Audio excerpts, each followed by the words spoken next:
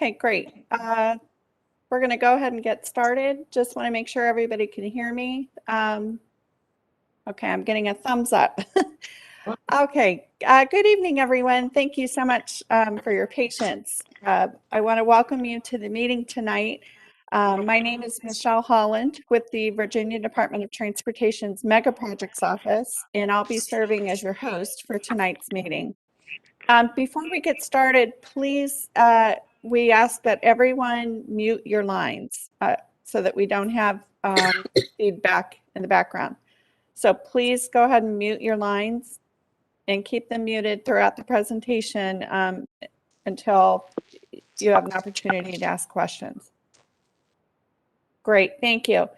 I do want to let everyone know that tonight's meeting, which we are starting now, is being recorded. Tonight we are here to provide you an update on VDOT's 495 Express Lanes Northern Extension project, and we refer to the project as 495 Next. We're wanting to provide you with a project overview to focus on project updates that have happened since we last met with you formally at our public hearings that were held in October of 2020. We are joined tonight by representatives from the Maryland Department of Transportation's State Highway Administration, who will be providing information on their new American Legion Bridge, I-270 to I-70 traffic relief plan. Our session tonight will begin with a presentation, followed by an open question and answer session. Tonight's session is intended to be informal and to offer you an opportunity to interact with our project staff from both Virginia and Maryland. There will not be a formal public comment report from tonight's meeting. Tonight's meeting is being streamed live and recorded on VDOT's live YouTube channel. Following tonight's meeting, the recording will be available on our project website at 495northernextension.org. Again, just want to reemphasize that we are asking for everyone to please mute yourself throughout the duration of tonight's meeting to avoid background noise. We will be using the WebEx chat function for questions tonight. If you are joining us by phone, you will be able to ask your question by phone as well. If you're viewing the meeting through YouTube, you will not be able to ask questions or interact with the project team through that platform. But you can always call our call-in number to ask your question. And attendees are also able to reach us at any time following tonight's meeting through our dedicated project website, 495expresslanes.org, and our project email. Once we finish tonight's presentation, we'll start our question and answer session or portion of the meeting, and I will be providing you some details on how to use the chat function and ask your questions. I would now like to recognize and welcome any elected officials who have joined us at this evening's meeting. Okay, we are expecting several elected officials, so if I do miss someone, please unmute and let me know. I apologize in advance if I miss anyone. I'd like to say hello and welcome Delegate Murphy, and thank you for joining us tonight.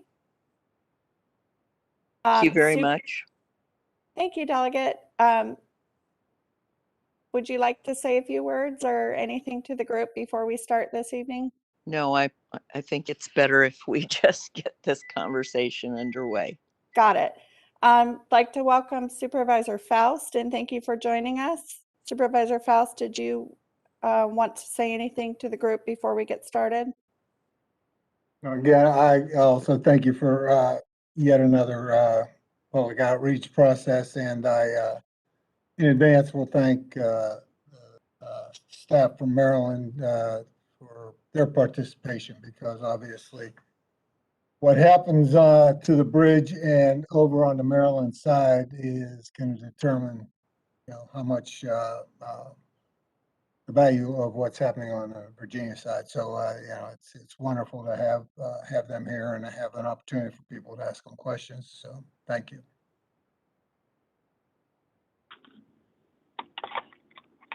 Thank you, Supervisor Faust. Supervisor Palchak has joined us this evening. Thank you for joining us. Did you want to say a few words, Supervisor Palchak?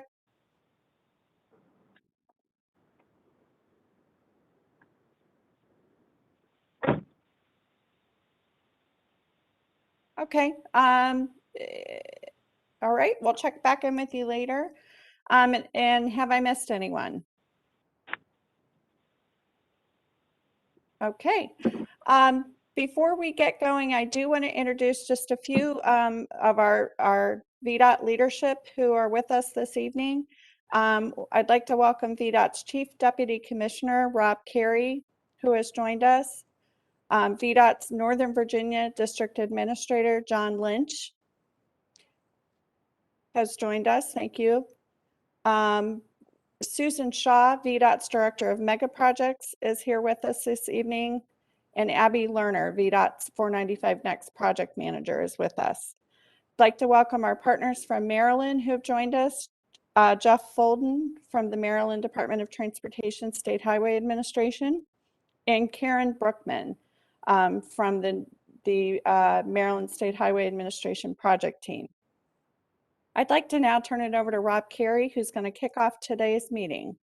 Rob? All right, Michelle, thank you very much. Hopefully there's my video. Thank you, everybody, for joining us tonight. I won't take but just a minute. I do want to personally thank the Maryland State Highway Administration team for participating in this. I think that's going to be very beneficial.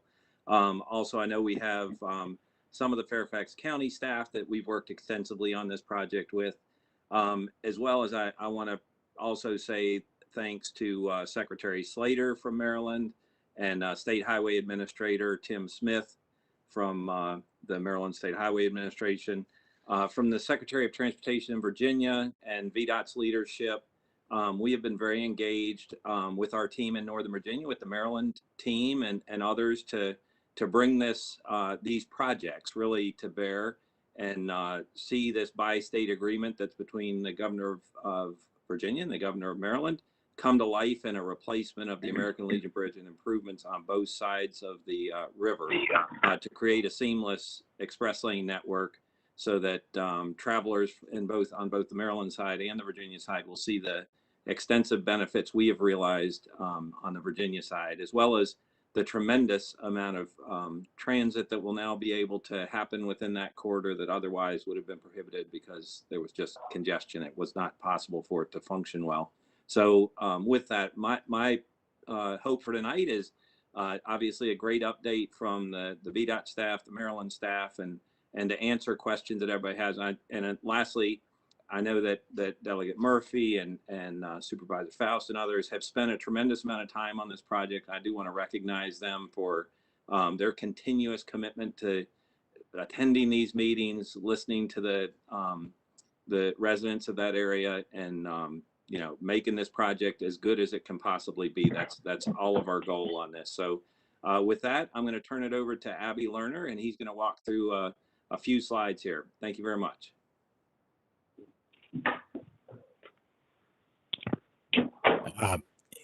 Good afternoon, good evening. My name is Avi Lerner with VDOT Northern Virginia Mega Project Section.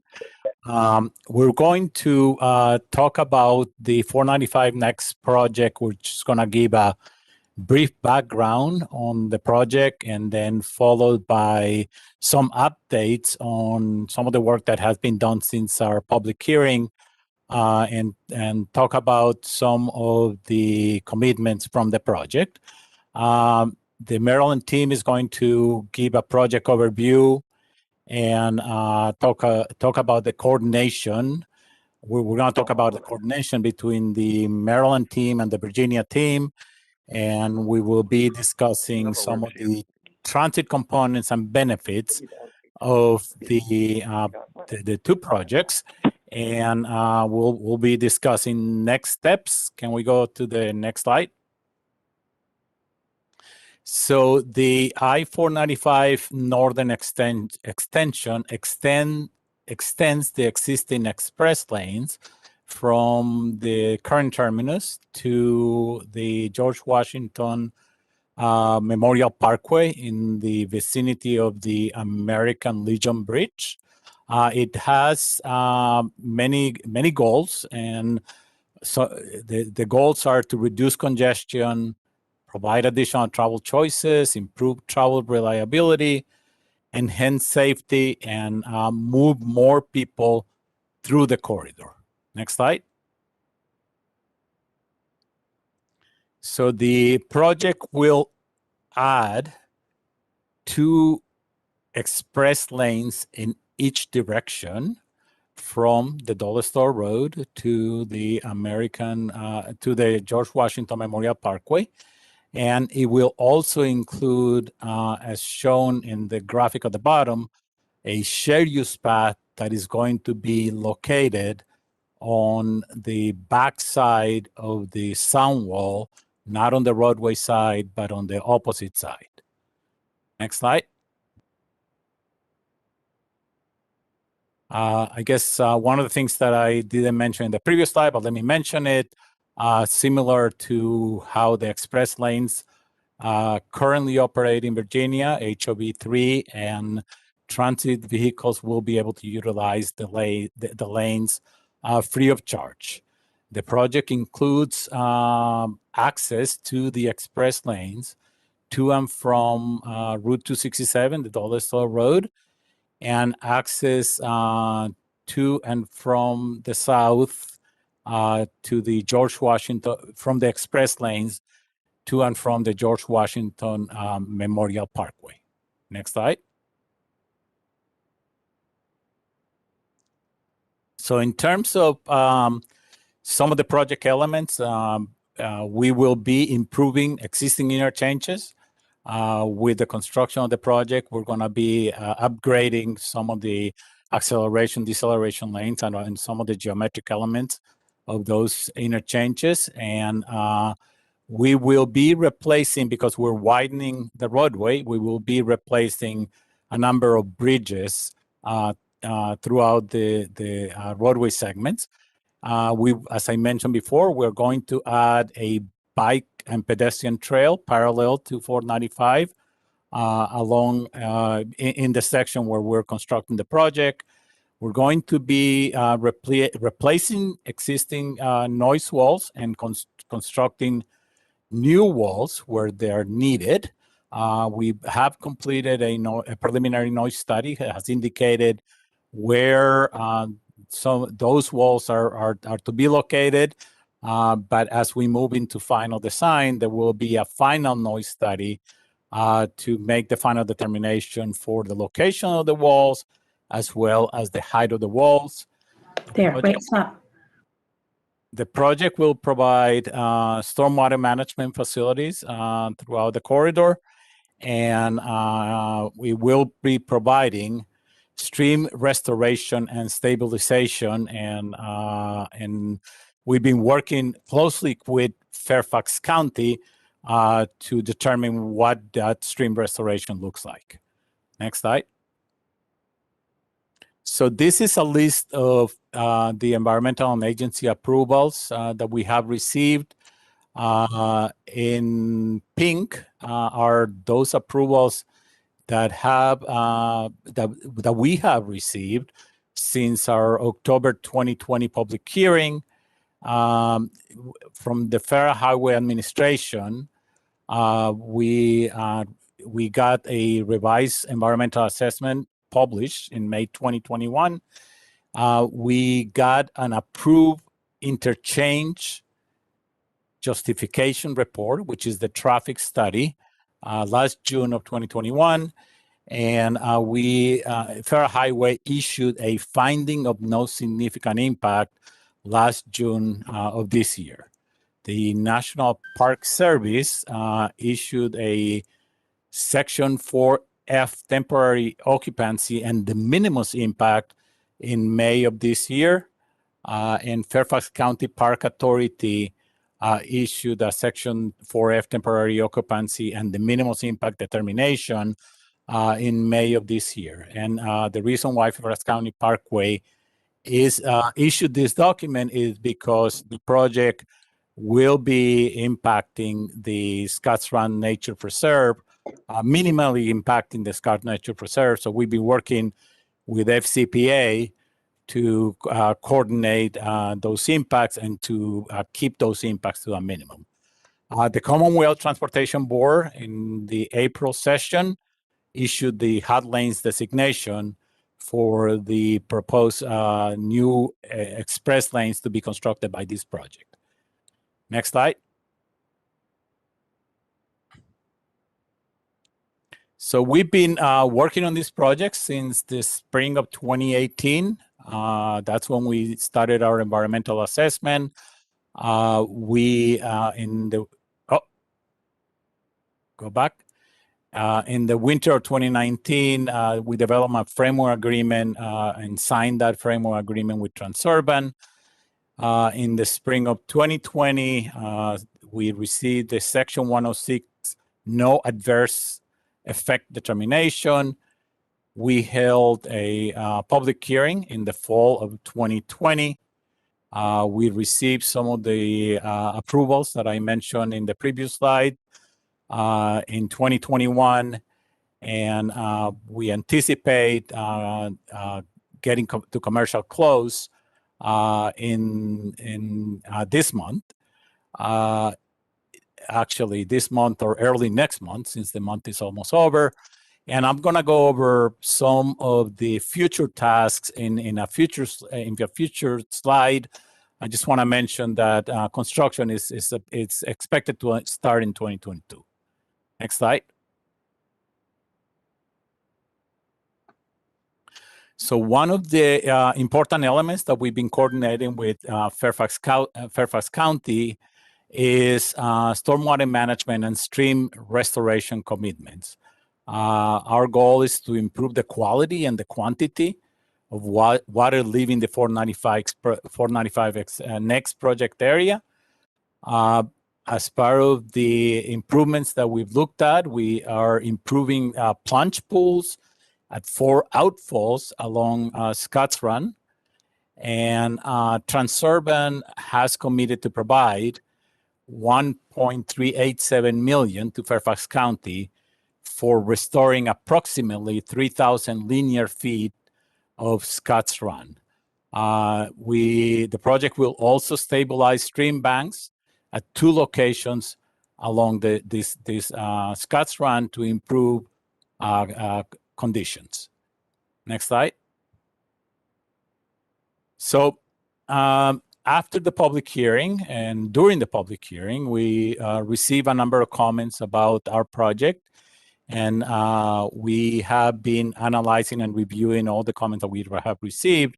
As a result of the comments that we received from the residents, from elected officials, from HOAs, during HOA meetings that we held after the public hearing, we have come up with a number of improvements and number of modifications to our design concepts. One of them is revisions to the Georgetown Pike interchange. One of the improvements is the provision of a channelized free flow right turn lane at westbound from westbound Georgetown Pike to northbound I-495. This addition will help improve traffic operations on Georgetown Pike. We're also improving the acceleration and merge lane with an increased merge distance on the northbound I-495 on-ramp. So the ramp that goes from Georgetown Pike to northbound 495 will be improved to be able to process more traffic and minimize or improve traffic operations on Georgetown Pike itself. We are providing a wider bridge than what we showed in the public hearing. The wider bridge will incorporate a 6-foot sidewalk on the north side of the bridge. And this is in addition to a 10-foot shared use path that we were already showing in the concept that we displayed during our public hearing. And in addition to that, we're going to be providing a trail connection to Scotts Run Nature Preserve from the area of the interchange. Next slide.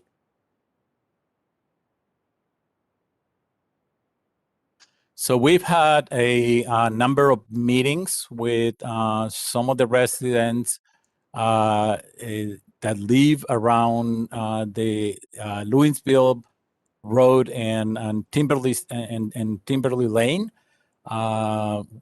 We have heard some of the comments and we've addressed some of the concerns about the trail. So as a result of the comments that we got, we have changed the proposed alignment for the shared use path as it approaches Louisville Road. The shared use path is now terminating farther away from Timberlee Lane, which is that roadway shown close to 495 to the left of 495. We are adding, in order to improve pedestrian and bicycle safety, we're adding a rectangular rapid flashing beacon and a high visibility crosswalk across Louisville Road at the Timberlee Lane intersection. And we are making modifications to the Louisville Road Bridge to be able to provide better pedestrian and bicycle accommodations on the bridge itself. Next slide. So at the George Washington Memorial Parkway interchange, we are relocating the ramp that provides the connection from northbound express lanes to eastbound George Washington Parkway ramp.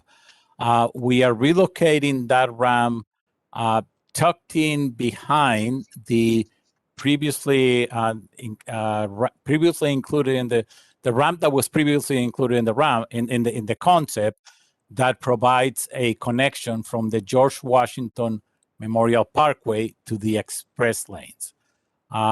With this relocation, this ramp will be located away from the residents that are the places of residence that are in the northeast section or the southeast quadrant of the interchange. Next slide. And Jeff is going to talk about some of the background and where we are on the Maryland project. All right, thank you, Avi. So my name's Jeff Folden from the Maryland Department of Transportation, State Highway Administration, and I'll be presenting tonight on Maryland's project along with Karen Brookman, who's our Environmental Program Manager. Our project's known as the New American Legion Bridge I-270 to I-70 Traffic Relief Plan, and it's the first phase of Maryland's broader P3 program. The project begins in the vicinity of the George Washington Memorial Parkway in Virginia, where it will tie into the 495 Next project. It then includes the widening and replacement of the American Legion Bridge and extends north up I-270 all the way to I-70 in Frederick, Maryland. Phase 1 has two distinct subphases known as Phase 1 South and Phase 1 North. Phase 1 South is from the vicinity of the George Washington Memorial Parkway to I-370. The National Environmental Policy Act, or NEPA process, for Phase 1 South is part of our managed lane study, which is currently being completed. Phase 1 North is from I-370 to I-70 in Frederick, and is currently in the pre-NEPA phase, and an independent NEPA study will be undertaken for Phase 1 North in the future. Next slide, please. The project's going to solve many transportation challenges we have in the region. First, it will address the need for a new American Legion Bridge. The American Legion Bridge was opened in 1962 and had its deck replaced and was widened in 1986. And we know the bridge needs a new deck or be replaced in the next decade. And that's a major focus of our project. The project's also going to improve travel times and reliability on some of the most congested freeway segments in the region. Simply building a wider bridge alone will not provide those benefits. Benefits will also include new options for carpooling and opportunities for new transit service and connections. Throughout the corridor, we'll also be looking to provide missing important bicycle and pedestrian connections with the project, and that includes a shared use path across the American Legion Bridge connecting Maryland and Virginia. Next slide, please. So as part of the project, we're proposing high occupancy toll or hot lanes. The hot lanes will provide the option for free flow travel of transit, carpools, and those who choose to pay a toll. Also want to note that consistent with other Maryland toll facilities, trucks will be allowed to use the hot lanes in Maryland. The hot lanes are expected to boost ride sharing by providing free usage of the hot lanes for vehicles with 3 or more people, providing new options for single occupancy vehicle travel. We've also found from our analysis that parking throughput across the American Legion Bridge will be increased during peak hours by up to 30% in the morning and 25% in the evening. The hot lanes will also provide new opportunities for reliable interstate transit travel that's not possible today due to the significant congestion on the Beltway. Connections to access the hot lanes will also be provided near transit stations and park and rides and near job and activity centers. Also, the existing general purpose lanes will remain free, so everyone can still use those lanes as they do now. Next slide, please. And now I'm going to turn it over to Karen Brookman. Thank you, Jeff. Again, my name is Karen Brookman, and I am the Environmental Program Manager for the Managed Lane Study. And I'm going to take the next few slides to discuss the preferred alternative and the status of the current environmental study. So in January of this year, MDOT-SHA announced Alternative 9, which included the addition of 2 high occupancy toll, or HOT, lanes along the 48-mile managed lane study limits as the recommended preferred alternative. This recommendation was based on the results of traffic, engineering, financial, and environmental analyses, as well as consideration of public comment on the draft environmental impact statement.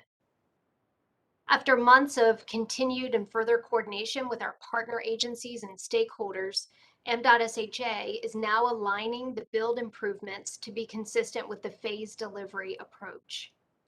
MDOT-SHA and Federal Highway Administration, as our lead federal agency, have identified Alternative 9, Phase 1 South, as the preferred alternative.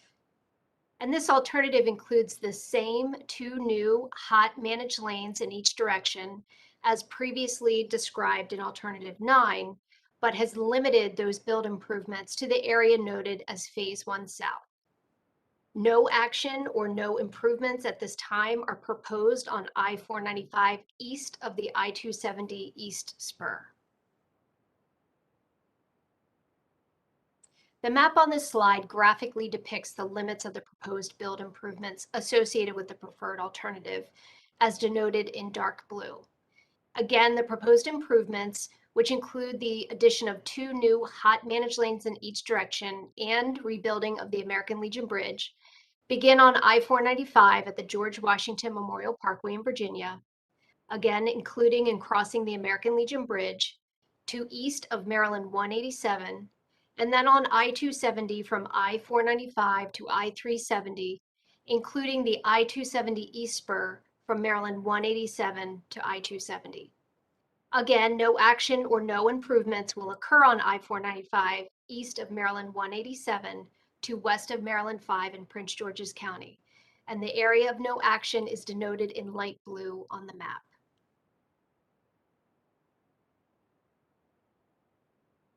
To further explain the area of improvements, the roadway typical section on the top shows the addition of 2 new hot managed lanes on the American Legion Bridge.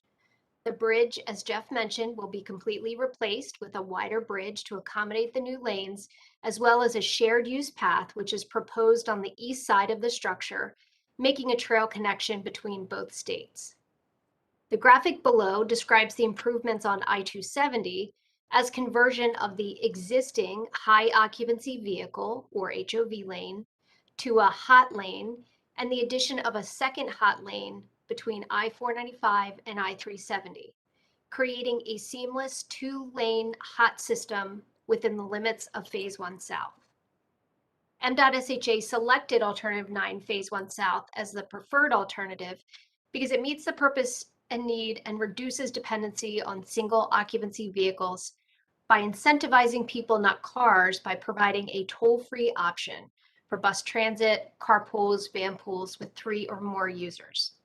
And at the same time, as Jeff had previously mentioned, all existing general purpose lanes would remain free as they are today for everyone to use, but those lanes will be moving faster. Within the proposed improvements, some sections will actually see an increase in person throughput during the peak hour by up to 50%. And again, the hot lanes will be operationally compatible with the express lanes on I-495 and I-95 in Virginia, creating a seamless regional network for express travel.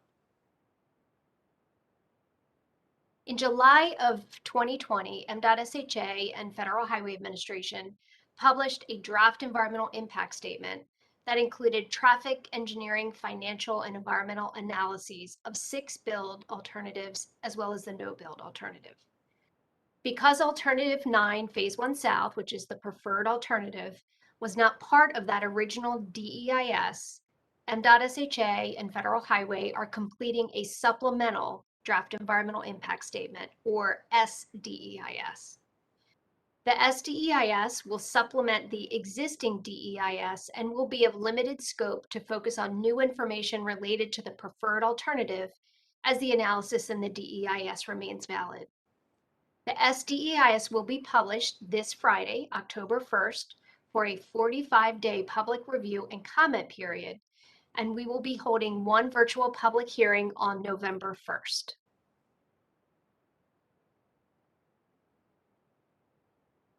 MDOT-SHA has also committed to certain additional bicycle and pedestrian, environmental, and transit enhancements that go above and beyond required mitigation for direct impacts, and these commitments are summarized here on the slide.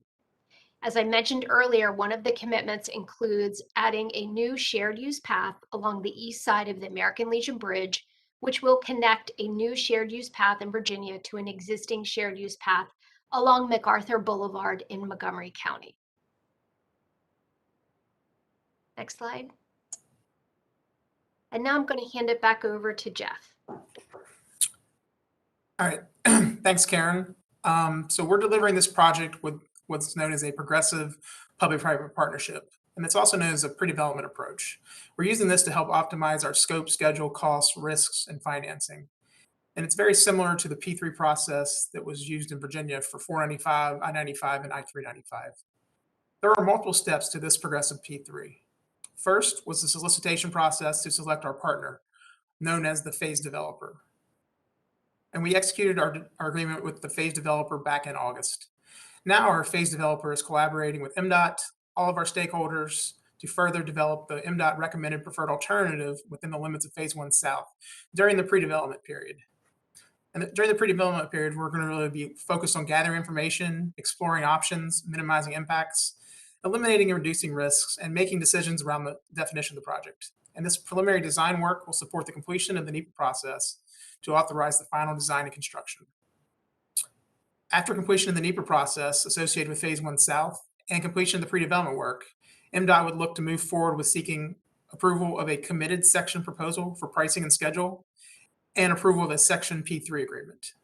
That Section P3 agreement would ultimately go through our legislative and public review process before seeking approval of the Maryland Board of Public Works, which is the Maryland Governor, Comptroller, and Treasurer.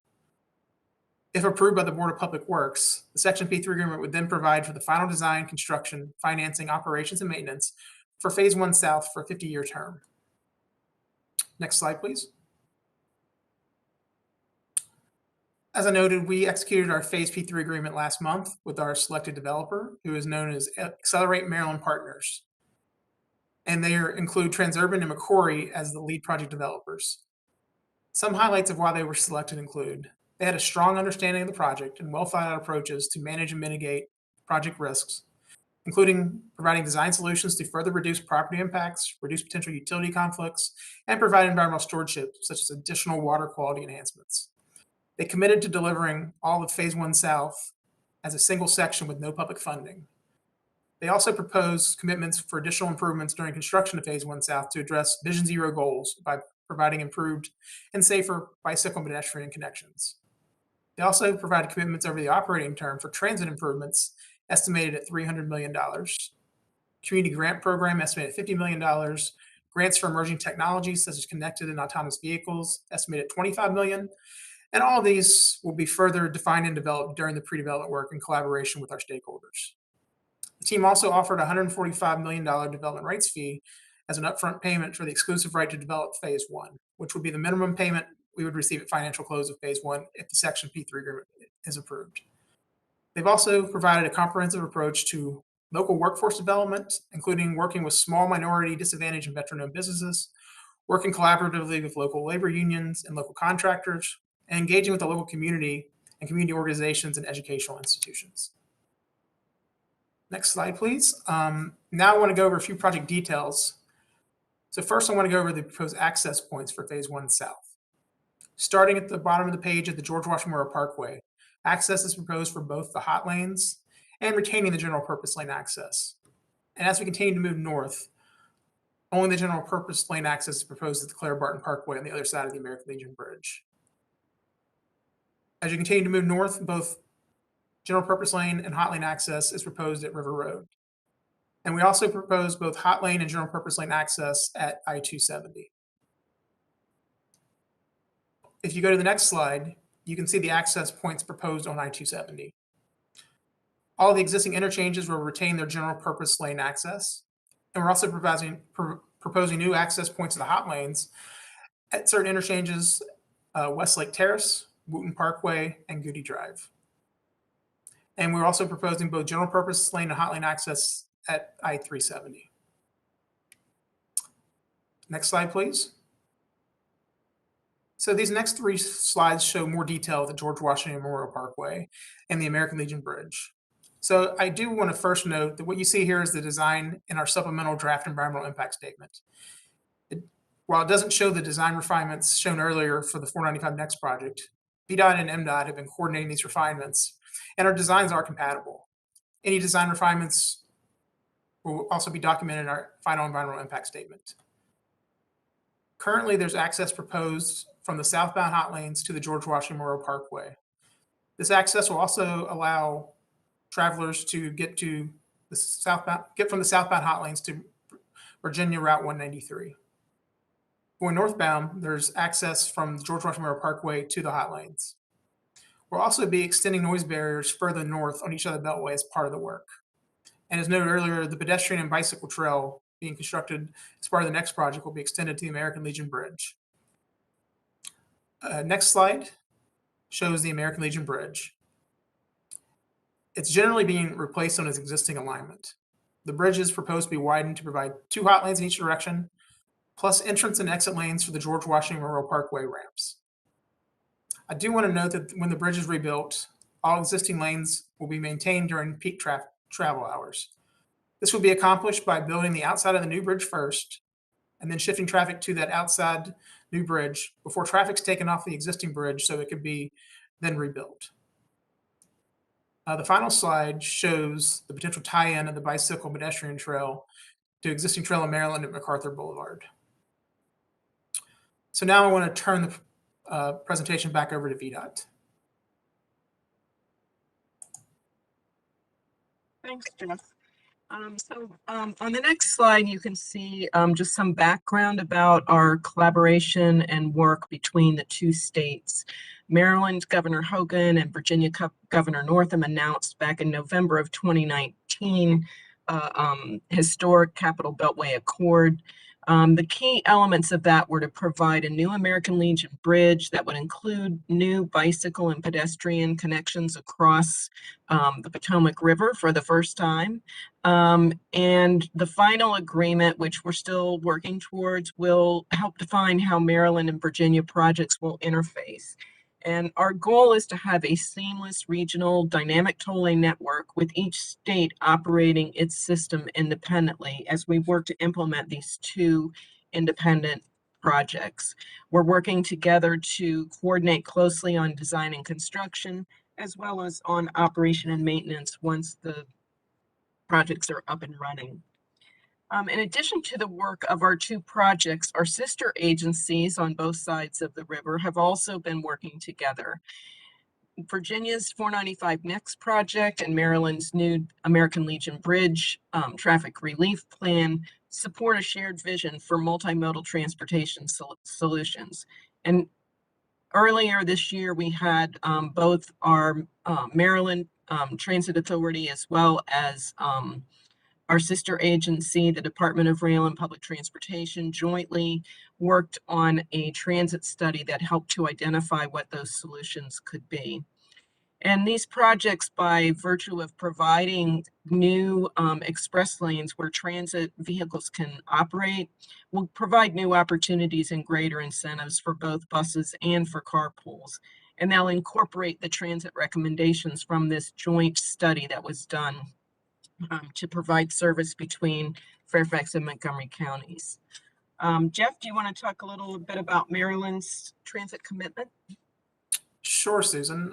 So we are looking with this project to provide the opportunity to connect people to transit through improved access to Metro, MARC, bus stations, and to provide new opportunities for transit between suburbs. There are multiple transit services identified that could be supported by the Hot Lanes infrastructure. That includes multiple routes from Tysons to Bethesda, North Bethesda, and Gaithersburg. We'll also be providing hot lane connections to support these proposed transit routes. As previously noted, we're proposing additional transit improvements at Montgomery County Transit Center and Shady Grove Metro. And this is in addition to the $300 million that our phase developer has proposed over the operating term to support transit service improvements. And Shady Grove Metro. And this is in addition to the $300 million that our phase developer has proposed over the operating. So I'd like to turn it back over to Susan to talk about VDOT's transit commitment. Okay, great. Thanks, Jeff. So Virginia has also committed to provide project funding for transit in the I-495 corridor. We're looking to implement routes between Tysons and Montgomery County. And through the project, Transurban is committed $2.2 million per year for bus service operations that would come out of the toll revenue. And the project will also provide $5.2 million for the initial purchases of buses. And we're continuing in Virginia to work with transit providers and Fairfax County to identify what the options are to provide the services across the two counties and for how to, for the timing of the implementation of the new service. The next slide shows how the two project timelines align. You can see where we are today, which is commercial for the Virginia project, the blue line across the top. We are at commercial close, which we anticipate this week. We are beginning detailed design phase, which will be done through the additional coordination with Maryland and also through the design build team that Transurban has procured. We will be working towards a financial close at the end of the year. And then the design build contract will begin in full. There is early work that can occur between the commercial and financial close, which would be largely restricted to preliminary design and activities and some field investigations. And then in 2022, we would expect to have final design completed, right-of-way acquisition and construction beginning, and opening to traffic in 2025. And Jeff, do you want to walk through your timeline? Sure, Susan. As we noted earlier, about end of this week on Friday, October 1st, we'll be publishing our supplemental draft environmental impact statement for a 45-day comment period with a public hearing scheduled on November 1st. Next spring, we intend to publish a final environmental impact statement and publish a record of decision. After that, in summer of next year, we plan to take a Section P3 agreement to our Maryland Board of Public Works for approval, which is very similar to commercial close, as Susan was talking on the 495 Next project. After that, we'd move forward to financial close and then begin the final design, right-of-way acquisition, and construction for Phase 1 South and the American Legion Bridge. And our current schedule believes the total construction of Phase 1 South will be about 5 years, so we would expect it fully open to traffic by the end of 2027. So I'll turn it back over to Susan to talk about next steps. Okay. Well, I think we've pretty well covered them. This just, you see it in a little bit different format. Of course, here we are with our virtual public information meeting tonight. I think Maryland has certainly mentioned their virtual meeting, which will be coming up November 1, and look for their new information coming out October 1. We have turned the chat room open, so I just want to make mention of that. So that people can begin to put their questions in the chat room. And so with that, I'm going to turn it back to Michelle, and she can give a little bit of instruction about how to work through this next portion. And I think we did have some additional elected officials join us. I believe Tom Bashadny is also here from Fairfax County, the director of the Department of Transportation. So Michelle, I'll turn it back to you. Great, thank you, Susan. Also wanted to recognize and thank Senator Favola for joining us this evening. Hi, Senator. Did you want to say anything to the group before we continue? You're muted.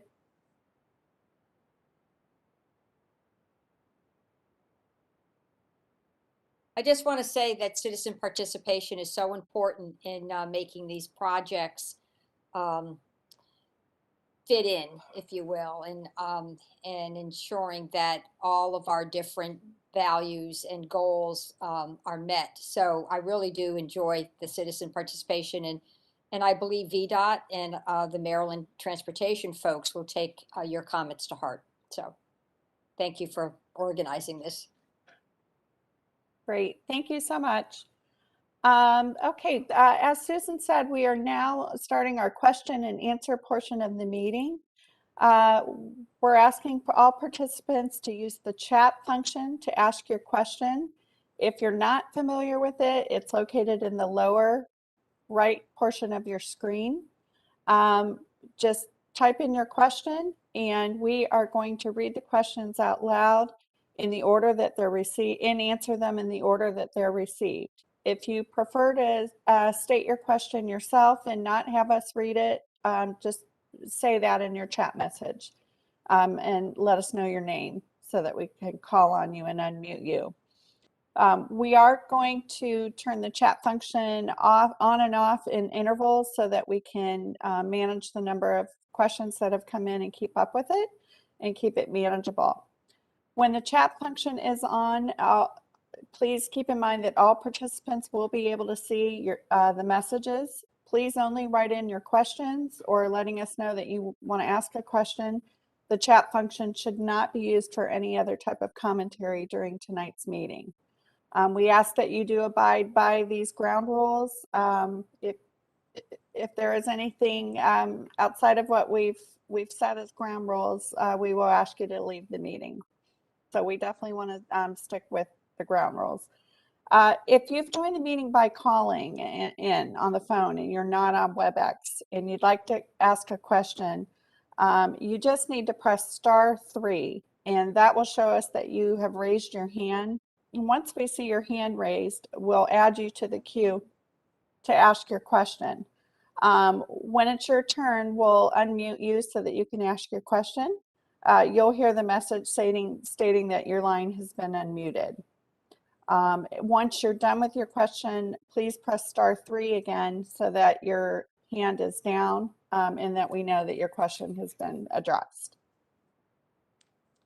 Okay, I think that's good.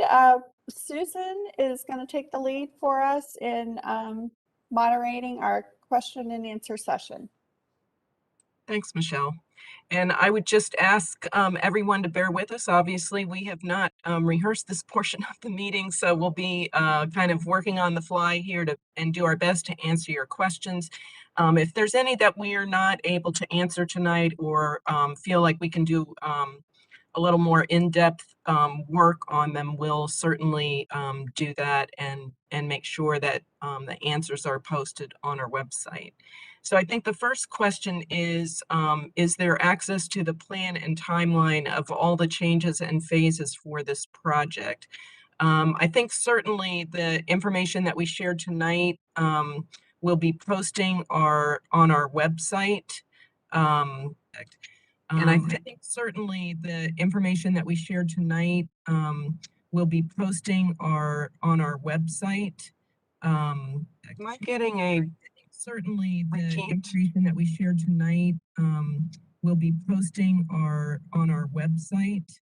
Am I getting a certainly the information that we shared tonight will be posting on our website.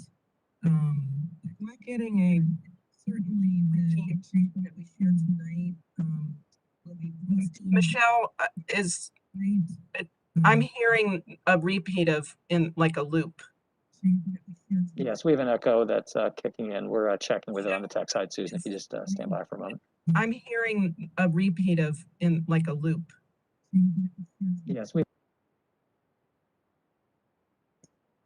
okay, Susan, we're told on the tech side that we think we have that cleaned through and that you can resume. Okay. Okay. So the next question, ALB reconstruction envisages adding ramps connecting the hot lanes to the George Washington Memorial Parkway. It does not add any general purpose lanes. Given that Beltway congestion is the issue, wouldn't adding GP lanes be a much better use of the limited space than the hot lane ramps? And I would just say, you know, the connectivity is something that showed was a need in the GW Memorial Parkway area.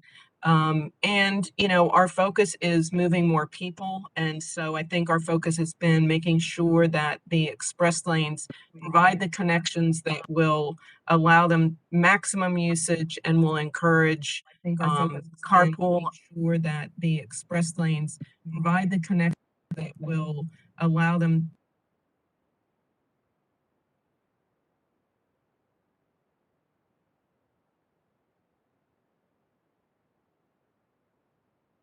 Susan, would you please unmute yourself? I think you might have gotten inadvertently muted. Oh, I know, because I get this.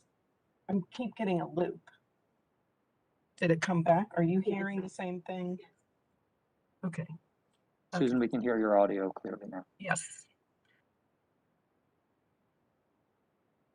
So there's a next question. I would urge you to get the transit options in place before the hot lanes are open to automobiles.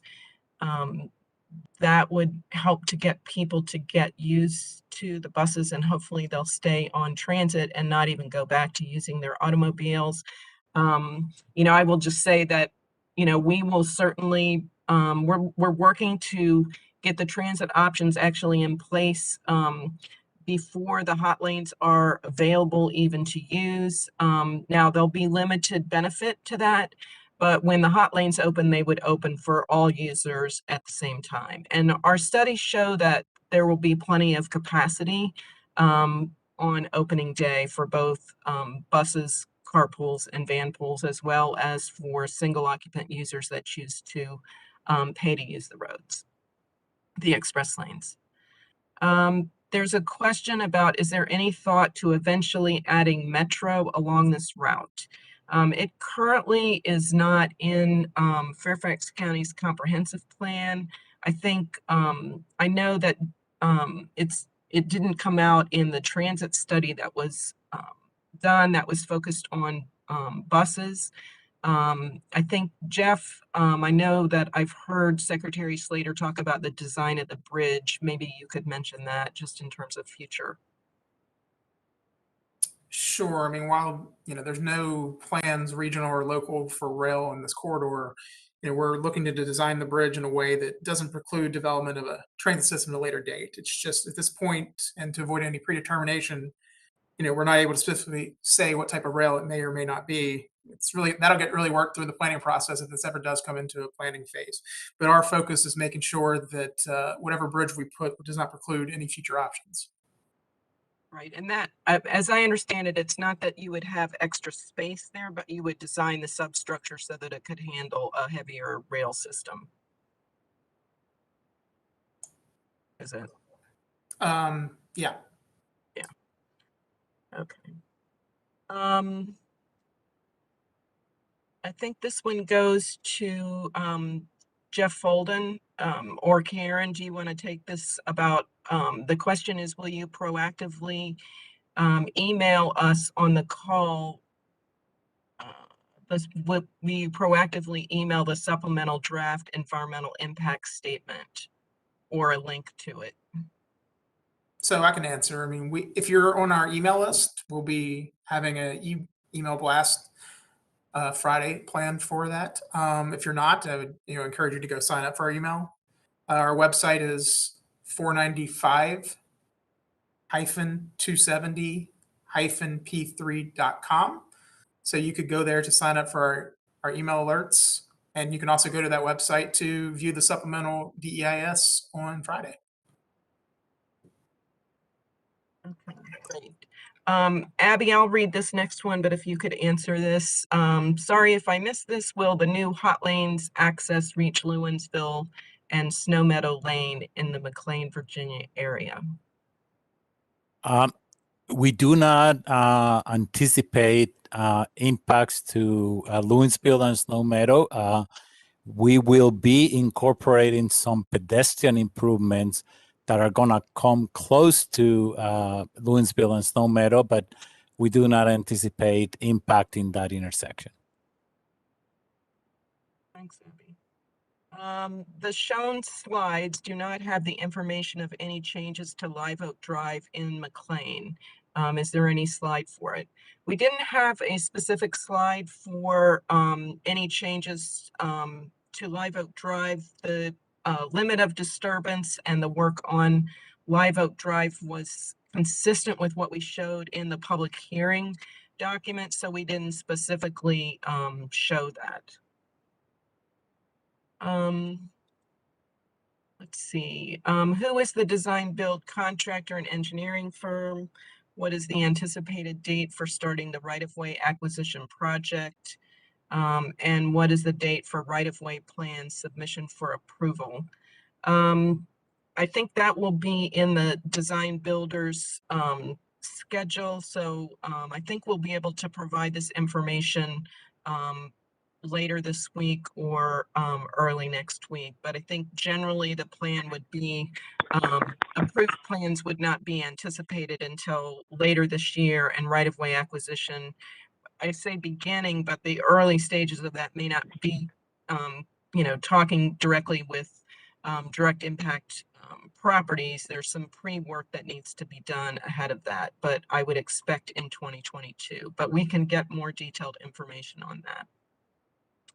And we can also get information about who the appropriate contacts are related to the design build work and who will be serving as the main contact for that. And just to follow up, should I be checking the website for that information?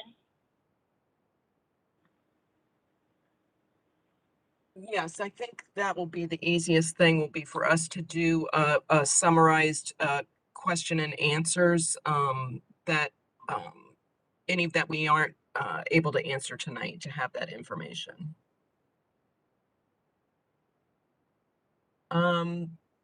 There's a question here. I think this is for Maryland. When will potential architectural designs for the new American Legion Bridge be released to the public for comment? So, that design of the bridge would be a function of final design after we get the Section P3 agreement approved. So it'll be after fall of 2022. I would just note that certainly the intention of the design of that bridge is to be very context sensitive to the area, and that's the national parks that are on 3 quadrants of the bridge. So that is, the intent is to really blend in with that environment.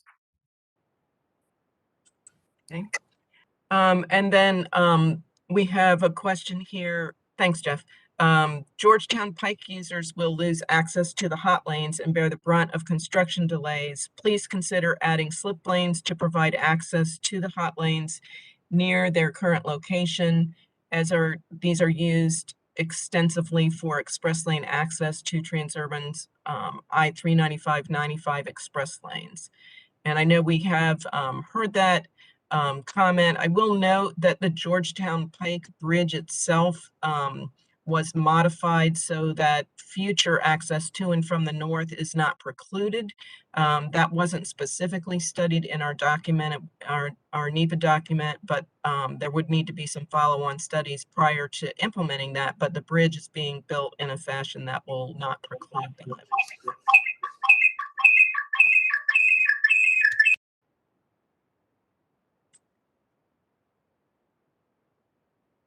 Okay, I think are we now open back up to, these are new chats, correct? New questions? Okay. So this question, will there be any improvement in access for traffic going from Georgetown Pike to eastbound George Washington Memorial Parkway, which is currently mixed with traffic trying to merge onto 495 northbound with consequential delays? And I know that access point, we did cover that in our slide. We made some improvements to that access in terms of merging onto the 495 northbound by extending the merge and the access, which should ease some of that merge in there. And I would just ask Abby, did you have anything you wanted to add on that?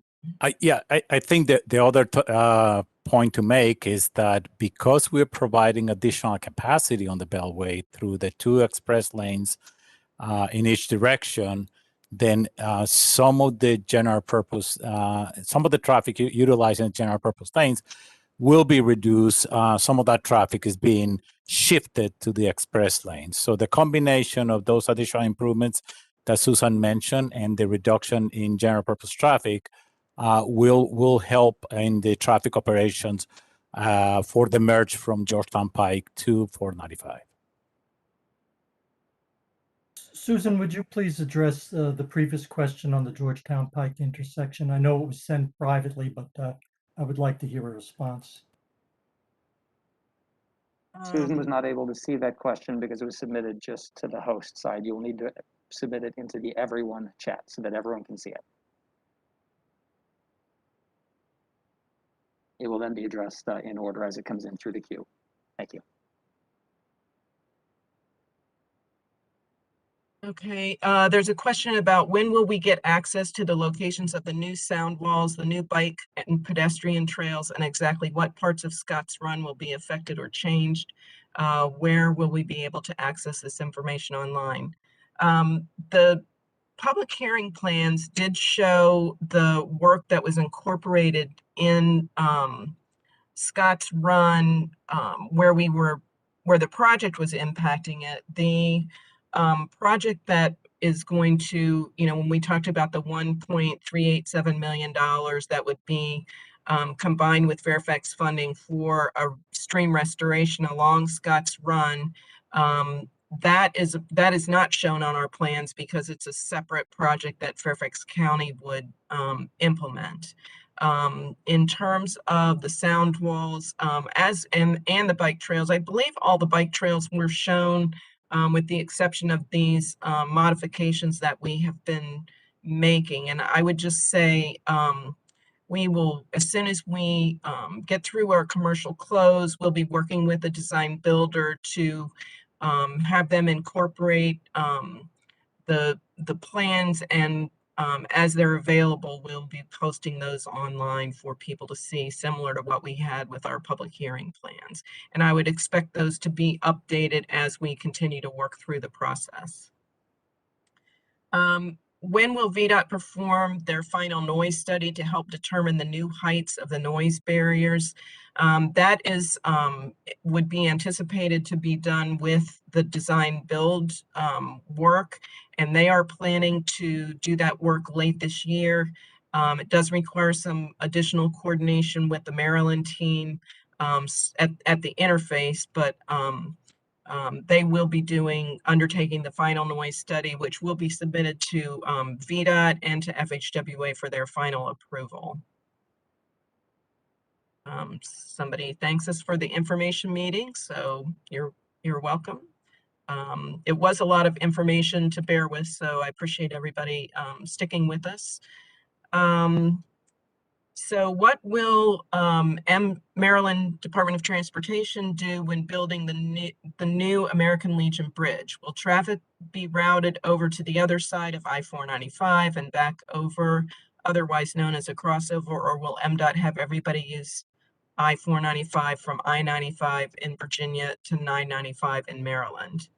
I think that's a Jeff question, and I would just tell Karen, if you can get to the cross-section slide of the bridge, I think it was called preferred alternative. It might be helpful for Jeff to talk about that and for people to see.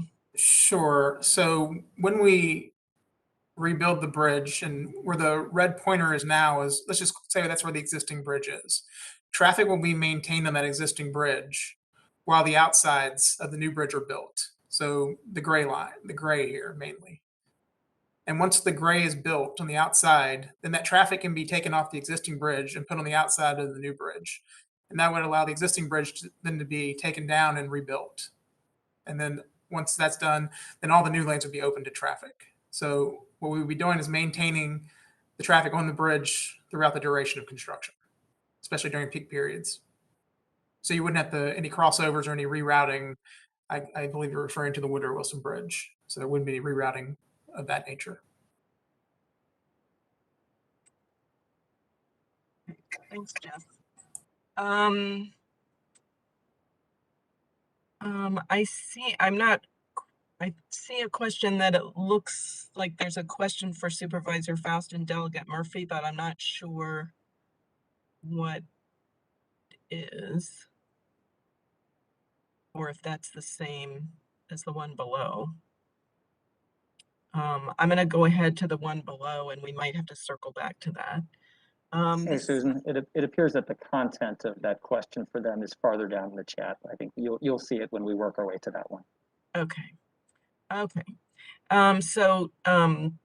This next question is, not all of us can read the engineering diagrams on VDOT's website. Please provide clear English descriptions of numbers of new flyovers and their dimensions of new bridges and new elevation of Live Oak. And so we'll take that under advisement, see what we can do to make it more.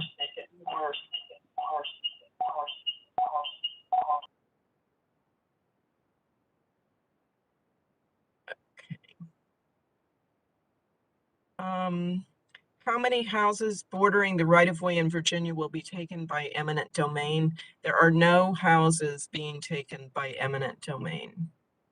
There is partial property takes or partial property acquisitions that will be needed, but no total house takes that would require relocation. Let's see. Having the Georgetown Pike Bridge not preclude future access does not provide access. Again, please consider the use of slip lanes like those on I-395. And I would just say, I know we do have a white paper about how we considered that and don't believe that that's a good option. So we can provide information on that early screening out that we did relative to slip lanes in this area. I don't know, Abby, would you like to add anything? No, I think we have provided information to the person asking the question about the implications on safety and operations associated with the construction of the slip ramps. We did some screening and we determined that because of the impacts to traffic operations, safety, right of way, and potential environmental impacts, we excluded that option from further assessment. And we do have that document. We will be posting that document on our website for everybody to review. Thanks, Abby. This, Can I respond to that?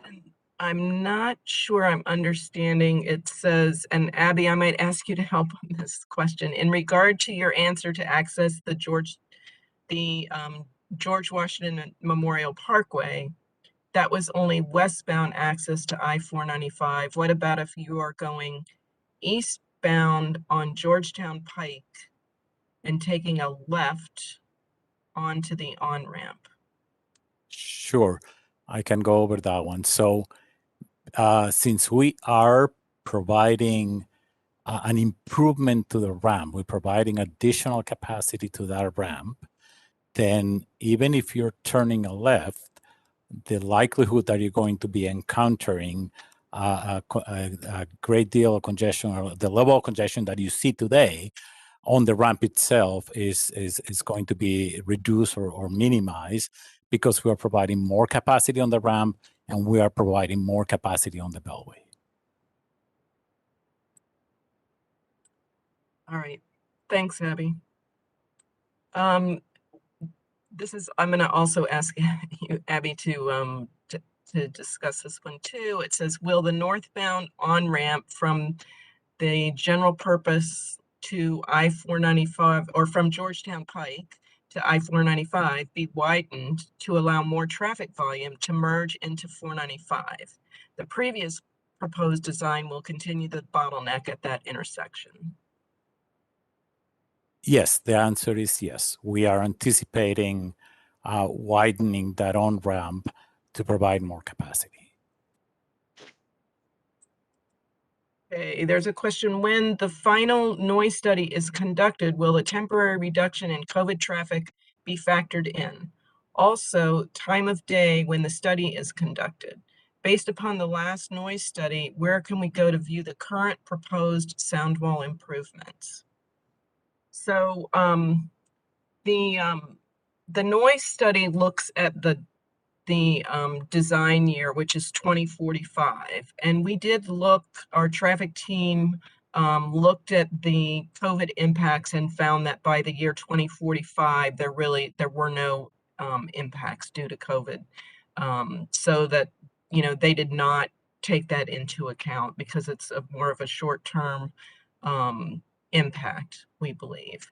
And in terms of some of these other detailed about the time of day the study is conducted, I will get back with our noise experts and be able to provide that answer. I believe it is based on the worst hour noise predicted is what they look at. So the time of day is based on that worst hour noise that's predicted based on the traffic modeling. And the last thing that we had was our public hearing documents that showed the noise wall locations based on the preliminary study. And that is available. That is just the kind of basically what's currently under consideration. But a final study will be getting underway here with the design builder. The next question is regarding the Georgetown Pike interchange. The plan seems to eliminate access to 495 North and the GW Parkway from eastbound Georgetown Pike. This will force thousands of commuters to seek alternatives along the toll road, 267, Old Dominion Drive, Balls Hill Road, etc. What do you plan to do to mitigate the impact of this additional traffic on these already overcrowded roadways? I don't believe that's true. Abby, can you just Yeah, no, our project is not eliminating access to 495 North from eastbound Georgetown Pike. I do see somebody has a specific question about their property. And so I think for that, I would ask Justin if we can get the name and we'll have somebody follow up specifically with that individual. So here's a question. Can you explain how the environmental impact study in Maryland found serious health concerns, but our air is different, and the Virginia EA found a finding of no significant impacts with only approximately 20% mitigation? I'm going to say that's a pretty detailed technical question, and so we will get back to you with an answer on that. There's a request using the VDOT blast email for any and all updates on the 495 Next website, and what was just asked earlier, please. So thanks in advance. So Michelle will need to work on doing that for our email when we do provide updates. So I think when we load this slide deck up, we should do that blast to let people know that it's available. Got it. We're making note of that. And here's a question for Supervisor Faust and Delegate Murphy. Specifically, what steps have you taken to mitigate the negative effects of the paved trail to the west of the Beltway on the residents of Timberlee South? How much money has been allocated for a security fence and the needed increase to the height of the sound walls on the west side of the Beltway?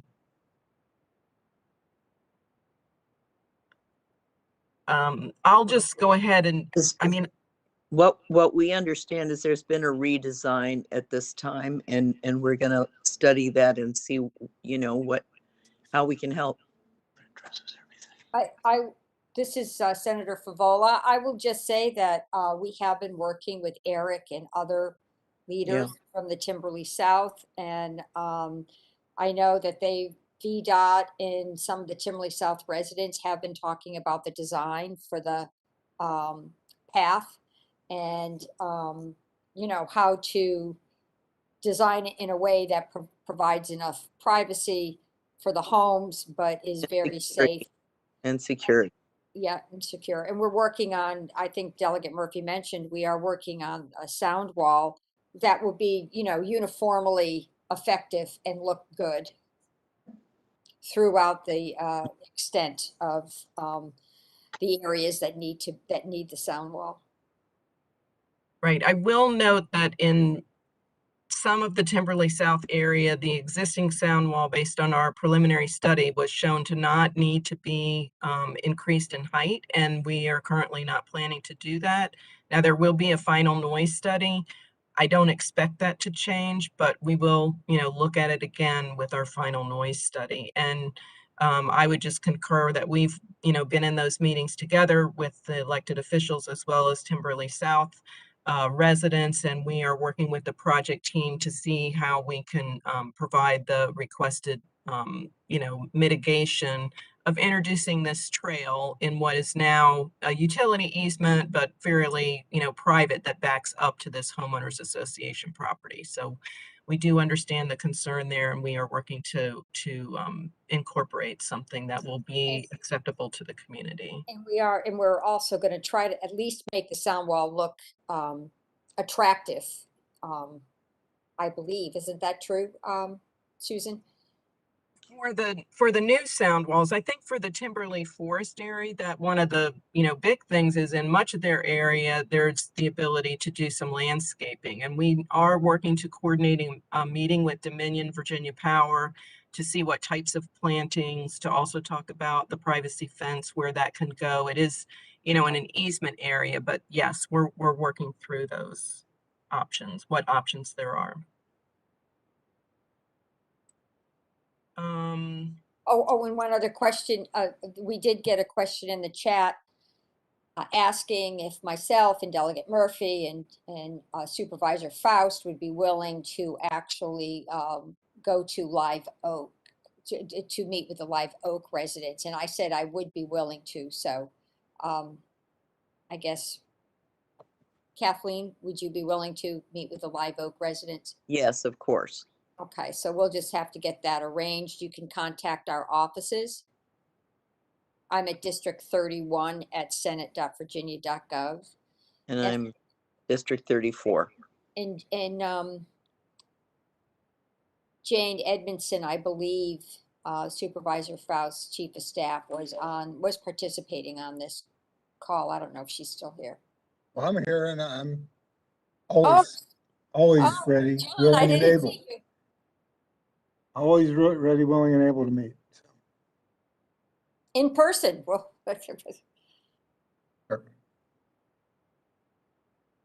Thank you. So the next question, my property is within the limits of disturbance. I am being contacted by a legal firm in Norfolk. Do I need them? I will just say I am not qualified to give you legal advice myself. So I think that's something that, you know, you'll need to research and determine yourself. I can have our right-of-way expert at VDOT contact you and make sure you understand our process, and then you can, you know, make that determination. And Susan, this is Rob. I do want to just say relative to that, I want to assure everyone if we need to acquire any property whatsoever, that we very strictly follow the Uniform Relocation Act, which is federal law on how we do that. And it's one of the highest duties that we have as the Department of Transportation when we acquire people's property. And I want to assure you that we will do our very best to make sure that you're completely informed about that process, and you will be provided with our appraisals as a basis of the offer. If you choose to do your own, you can do that. If you choose to bring in your own legal counsel, that is perfectly fine and within your right to do so. But I do want to clearly state that VDOT is simply interested in acquiring the property at fair market value, and to treat every property owner in the way that we would want to be treated if we were acquiring our property. Thanks, Rob. And I would just ask Justin, let's make sure we get contact information so that we can have our right-of-way team reach out to the person that asked that question. Yes, we've messaged that person. If that person would reply back with email and or phone number, we will do so. Thanks. Okay, great. Will Fisher Island be disturbed? And I'm not familiar with where that is. Is that a Maryland question? Susan, this is Karen. I can answer it. I believe this is related to Plumbers Island, not Fisher's Island. Plumbers Island is part of the C&O Canal National Historical Park. And I can answer that. So since we identified the preferred alternative earlier this year, we have worked extensively with the National Park Service and also with our engineering team to look at options for construction and design approaches to try to minimize the limits of disturbance. And we haven't been able to completely avoid impacts to Plumbers Island, but we have significantly reduced the impact. So in the DEIS, the build alternatives had approximately 2 acres of impact to the island. And under the preferred alternative, we now have approximately 2/10 of an acre of impact. And this is really required for construction of the bridge substructure and construction-related activities. So we will continue to look at further minimization and avoidance if possible, but we have been able to significantly reduce impacts to the island. Okay, thanks, Karen. The next question is, why is Hot Lanes access not part of plans at Georgetown Pike? You stated it could be added, but it's not now. Why wouldn't it be part of the initial design? This project is being done as a concessionaire enhancement, and so it's largely the access to and from express lanes was something that was considered by Transurban, our operator. And so it is certainly something that they could add, but something that they didn't elect to do with the initial design. The next question, Maryland seemed to negotiate a very good deal with hundreds of millions of concessions. Will Virginia receive such concessions that will allow for reforestation and beautification? Within the design build contract and the work that's happening in the corridor, there is a requirement to identify areas that can be revegetated, and so that is certainly part of the project. And I would just say, you know, the Virginia project in terms of additional revenue is somewhat limited. It is an extension, and it's more of an incremental change to a system that's already up and running. So we feel that we've gotten a very good deal, especially with the transit support over the life of the term of the contract. And so that was really important to our secretary. And I don't know, Rob, if you wanted to had any comment on that. It is, it's a very expensive 2.5 to 3 mile long project. And, you know, we have negotiated diligently with the concessionaire.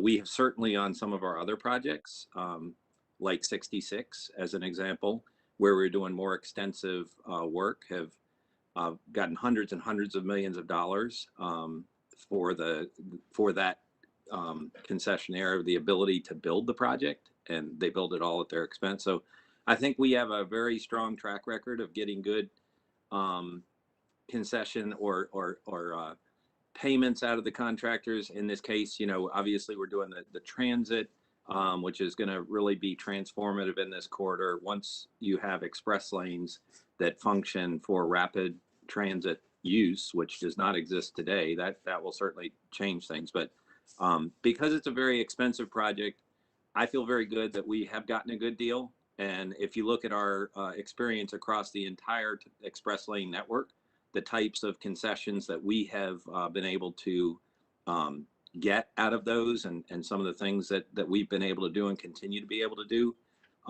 frankly, are something that many states across the country come and ask us about. How did we do that? Because it's gone so well. So I think in this particular case, because of the limited nature of what's being done here, you know, the opportunity to do as much of that, given the high expense of the project, was somewhat more limited. But we still did get some pretty strong concessions out of it. Thanks, Rob. Okay, next question. Will a pedestrian trail across the Woodward Wilson Bridge be built? The graphic says possible trail, and I see this is repeated below, but Jeff, I'll turn that to you, I believe. Sure. I mean, I'll just reiterate that both Maryland and Virginia are committed to building a trail across the American Legion Bridge and connecting trails in Maryland and Virginia. I believe the possible you're referring to is the possible location, because we're proposing it on the east side, but we're certainly open to hearing different perspectives and opinions if it should be on the west side or hung underneath the bridge or something of that nature. But we will be connecting trails in Virginia and Maryland. All right, thank you. There's a question, is VDOT adding any new short-term noise monitoring sites or long-term noise monitoring sites to their final noise study? If so, where will the new noise monitoring sites be? Also, will the public be able to look at the TMN model? And I'm going to say that's a detailed technical question. I will get back with our noise experts and provide a response on that. And then we have the pedestrian trail again. I think it's just a repeat somehow. There's a question, how are you managing the additional rain runoff due to the additional impervious surfaces? We do have a stormwater management plan. And we've also, I know Abby went over some of the additional commitments that Virginia has made as part of our 495 Next project. I will say that the this corridor does not have stormwater management facilities on the Beltway, generally speaking, in this area, because when the Beltway was built, there weren't requirements to do so. And so our studies show that when we're done, the runoff actually will be reduced from what it is today. And so we believe this is an improvement, especially with the additional work that we've committed to. I'm assuming this was a Virginia question too, but I think Jeff in Maryland, I'm sure you're having to meet similar type requirements. Yeah, absolutely. We've got to meet similar requirements from the Maryland Department of Environment. So we've got to address both the quantity and quality of stormwater runoff. And similar to Virginia, you know, its current facilities, stormwater facilities just don't exist because when the Beltway was built back in the 60s and 70s, it wasn't required. So we'll be upgrading and modernizing the stormwater to today's standards. Thank you. And I think this is a question that Senator Favola and Delegate Murphy and Supervisor Faust answered before, but I'll go ahead and read it here. Will VDOT Superintendent Faust, Senator or Supervisor Faust, Senator Favola, and Delegate Murphy walked the live oak with the homeowners to see the damage that we will have. We are prepared to meet next week or next. There are 63 citizens that would like your explanation. We urge you to work with us to minimize and mitigate the damage. And I would just say, you know, VDOT was included in that, and certainly we would also be glad to attend with the elected officials when you have that meeting. And I think, you know, we'd be glad to invite Maryland too, since some of their work is adjacent to the Live Oak community as well, if they're interested to come. I really think it would be helpful, Susan, to have VDOT there. And Maryland Department of Transportation is welcome as well, but it would be great if we could all meet together. Yeah, Barbara and I have walked Live Oak Yes. before. We have, yes. Several times. Yeah. Okay. So there's a question, will existing lanes remain open while new lanes are being built? We have requirements for during peak periods. The existing lanes have to remain open. We will need to have lane closures overnight and in off-peak periods. There's just no way to get the project constructed without doing those types of lane closures. But we will be working with the contractor to minimize disruption. Of course, you know, whenever construction is ongoing, that it does reduce the capacity just by the fact that there's stuff going on, and it makes it more challenging for drivers. But we will do our best to keep traffic moving. And we also will have a traffic management plan where we will be working with our team to try to reduce single occupant travel in the corridor, to promote bus use, to get the bus service started early, and to anything we can do to reduce travel in the corridor. This is a challenging corridor, though. I think, you know, if you're going across the American Legion Bridge, it's because you have to, and you don't usually, there's just not a lot of good options. So but we will do our best to minimize impact to traffic during construction. I think there's a comment that says there have been some very curious workarounds to push this project through. I guess that's just a comment. I will say, and we are committed to continued dialogue, as Rob Carey mentioned, to make this project the best that it can be. It may not be something everybody supports, but we're going to try to minimize the footprint, make sure that we minimize impacts to the surrounding communities as best we can. And I think we've made a lot of improvements through the dialogue that we've had with communities like Timberlee South and Live Oak Drive, a number of communities along the corridor. How traffic issues will be addressed during construction on Balls Hill and Georgetown at 495 North. We know this is a challenging area with some typical cut-through traffic that already happens today to avoid congestion on the Beltway. We do have that traffic management plan to try to look at, you know, if there are impacts like that on surrounding road network, to see what types of things we can do to improve that situation.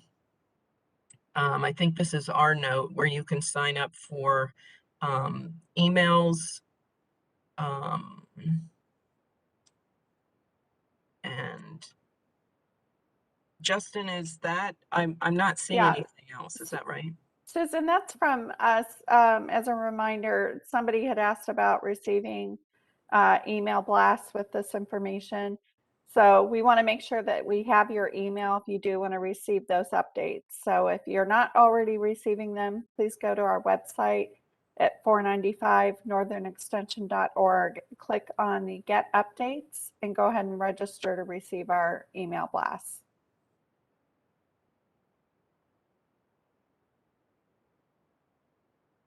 So is our chat room is currently open? At this time, we've closed it. We have 3 phone calls that we need to go ahead and get through, and then we'll reopen it again. Okay. Okay, the first phone caller is Veronique, who I think had some chat questions but wanted to follow up by phone. Are you there, Veronique? Yes, can you hear me? Yes, we can. Go ahead.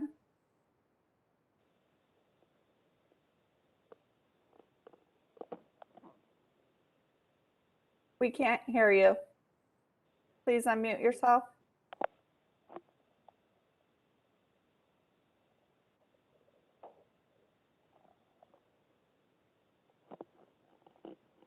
We could hear you at first really well, and then something happened. Veronique, if you unmute yourself just directly through WebEx, not through the phone, but through your computer, that should get us there. We heard you. On here? Yes. Yeah. Is this working?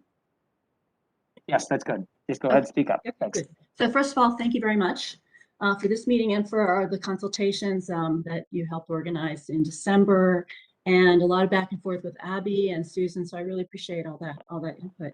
So I had two questions. One had to do with using a slip lane to access the hot lanes from GW Parkway heading south on the Beltway. And the other about the hot lane ramps taking up a lot of space on the approach to the bridge.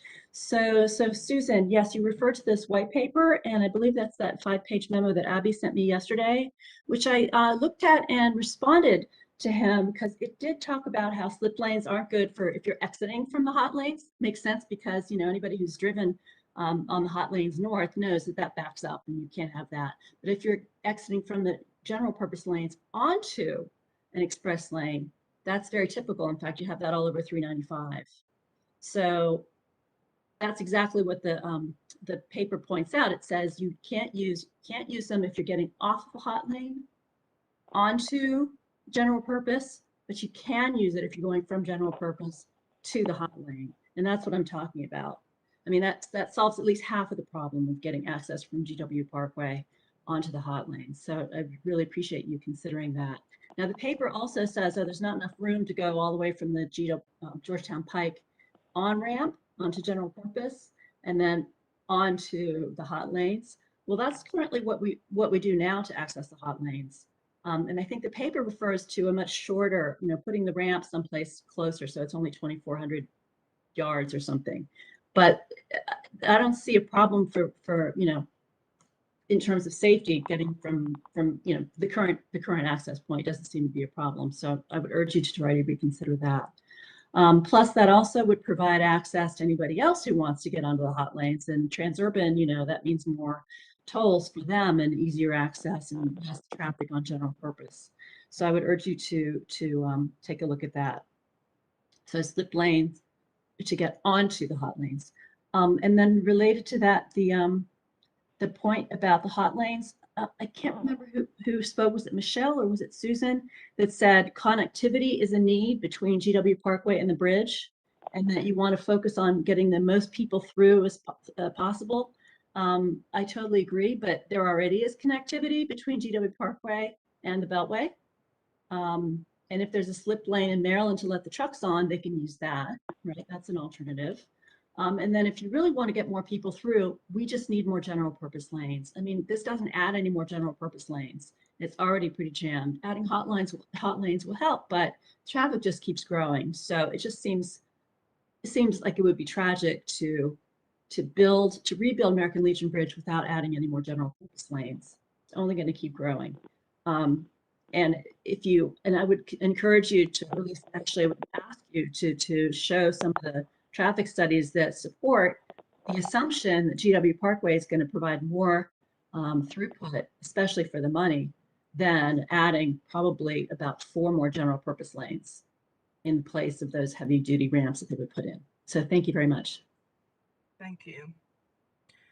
And I would just say, you know, we'll take that into, you know, consideration, and I think provide you with some answers back and make sure that you get those. Thank you. And if you could post that white paper, that would be great. I think we've been asking for it since December, so that would be very helpful. Thank you. Okay.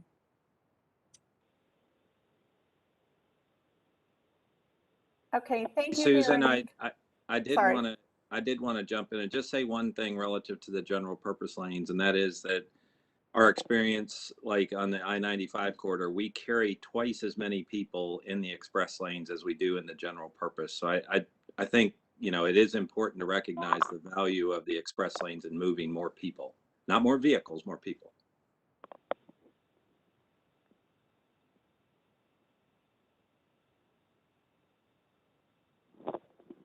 Okay, thank you, Rob.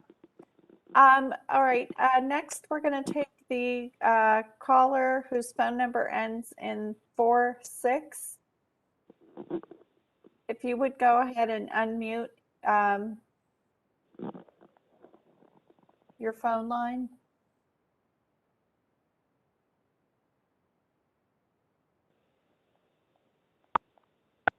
If you're able to.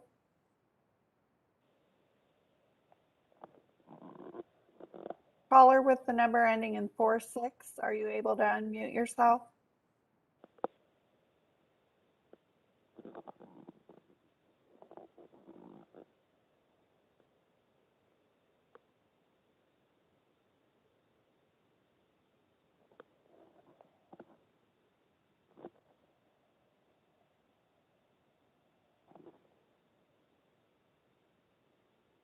Hello.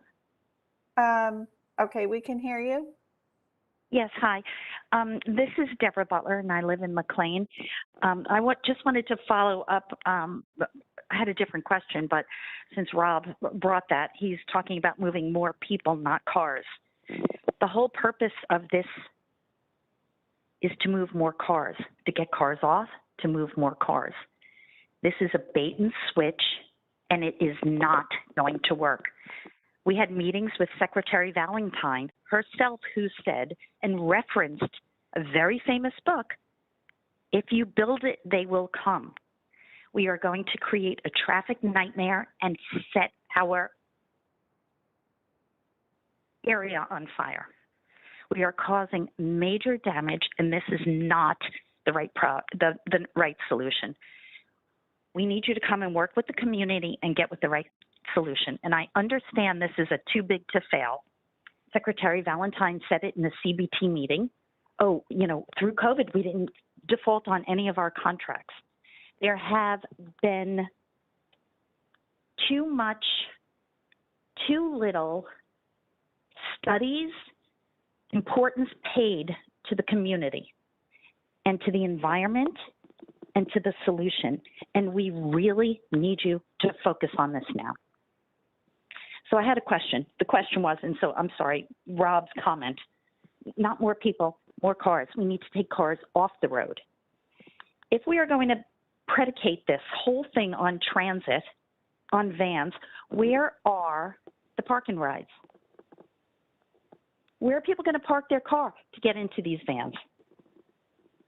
It's predicated on a false premise.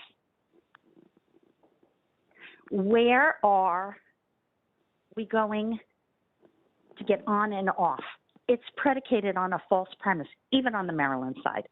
It's absolutely insane what we are doing, and we need leadership. We need bold answers and leadership. And I implore you to take a look at this. We even had a conversation with DOT, and they said NEPA is weak. It's an advisory statute, and it's like the fox watching the hen house. So Transurban gets Timberlee Horn to verify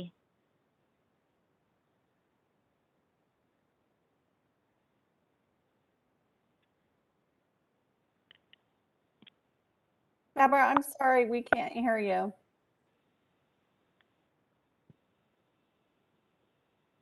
This is a public meeting.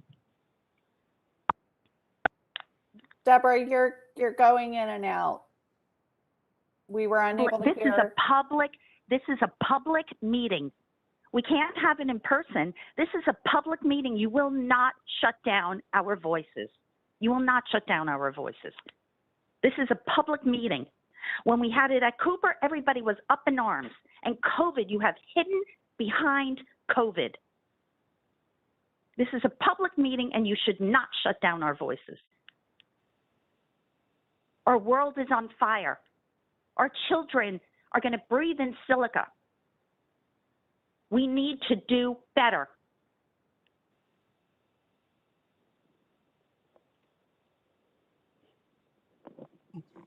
I don't know that I heard a question in there other than Yeah, the question is do better. Can you do better? Can you do better? That's the question. Can you do better? Are your traffic studies accurate? Or is your noise studies accurate? Or the sensors out in Loudoun County? Is the air accurate? Or did you put the sensors out elsewhere? Did the P3 say, no, this is not a project? Did they? That's what they said. Yeah, okay.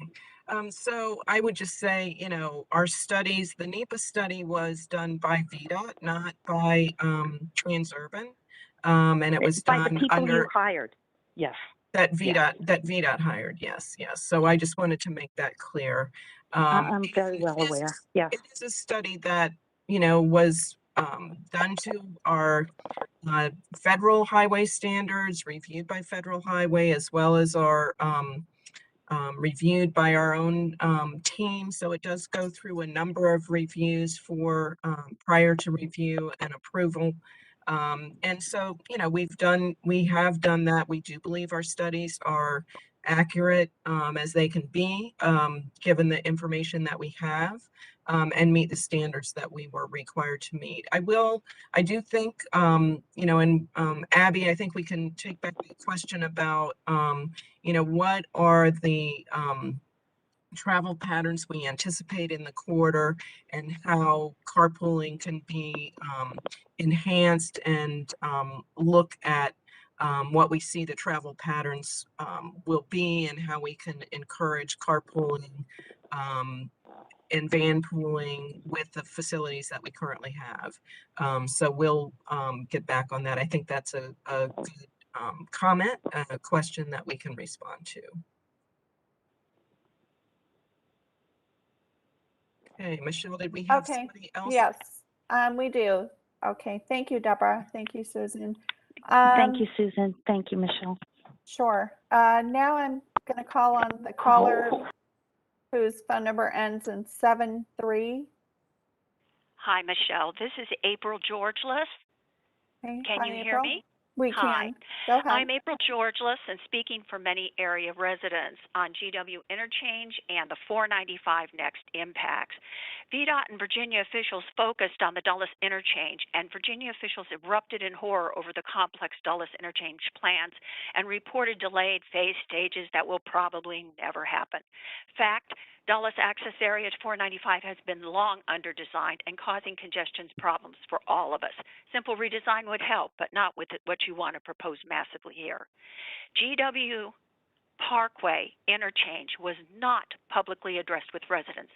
No transparency. It certainly was not addressed at our one and only inadequate VDOT public plan information meeting on May 20th, 2019, as listed on your VDOT website. Officials did not publicly discuss GW Interchange, only the shiny object, the Dulles Interchange. Susan Shaw, VDOT, did state publicly that Maryland requested the 3 flyover ramps to the GW area. These 3 flyover ramps will negatively impact area neighborhoods, noise pollution, etc. Live Oak Drive is being moved and the neighborhood and Langley Club destroyed to accommodate this. Green growth will be removed. Trees, stormwater problems increased, club parking removed, and all to give reportedly 35 feet towards the GW flyover ramps reportedly requested by Maryland. How can Maryland dictate a Virginia standalone project? This makes no sense.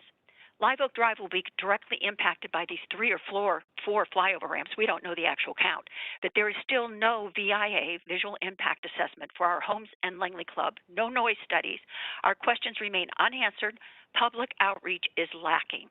Our neighborhood is currently being harassed by VDOT teams marking streets and properties for utility, waters, etc. 8 VDOT teams are scheduled to descend on private properties without permission due to a Virginia code from September 25th through December 25th. Yes, Christmas Day. Live Oak must not be moved again.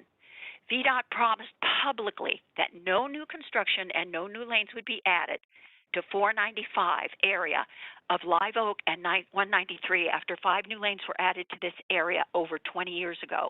VDOT has ignored and reneged on this public promise.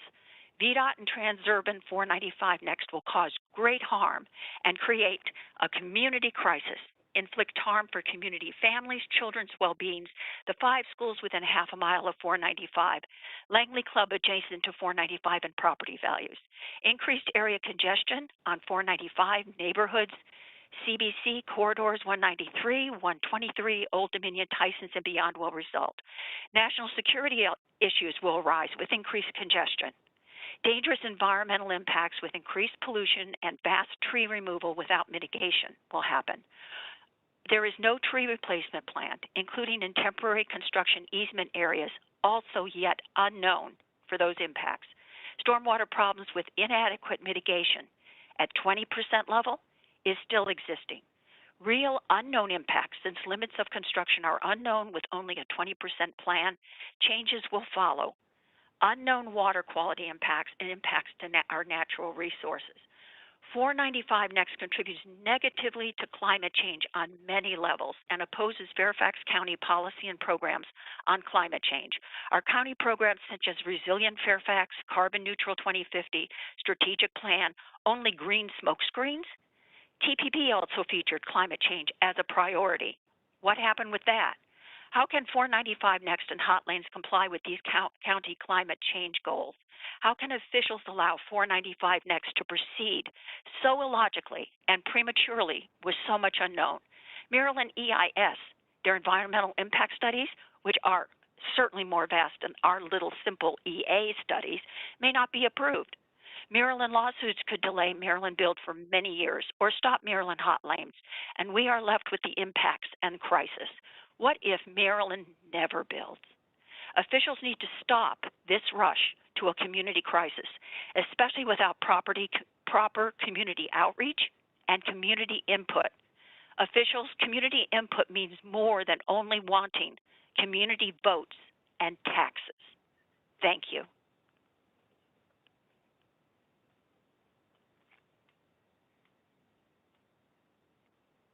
Okay, I don't know, April, if you have that in writing you want to get to us. It was an awful lot to take I in. already sent it, Susan. Okay, I sent an email, copied you and the official today and the press, and this is contained within that email that was sent out this morning. Thank you very much, Susan. Yes, please review it, and I hope the press investigates this, because I also included the P3 and the HOV lanes that were not in existence, and you have to have HOV lanes in order to have hot lanes, and we do not have HOV lanes here. The Commonwealth Transportation Board had to create them artificially, what, 2 months ago, a month and a half ago, without public knowledge. So is this legal? Is this whole thing even legal? Because you presented this project as we're going to do hot lanes, but you didn't have HOV lanes here to be converted to hot lanes. And we didn't have the transit study. That came after, just like HOV, after a sham hearing, after one public information meeting on May 20th in 2019. Really, Susan? I don't think this is adequate. And so I have a lot of questions for our officials and for VDOT and Transurban.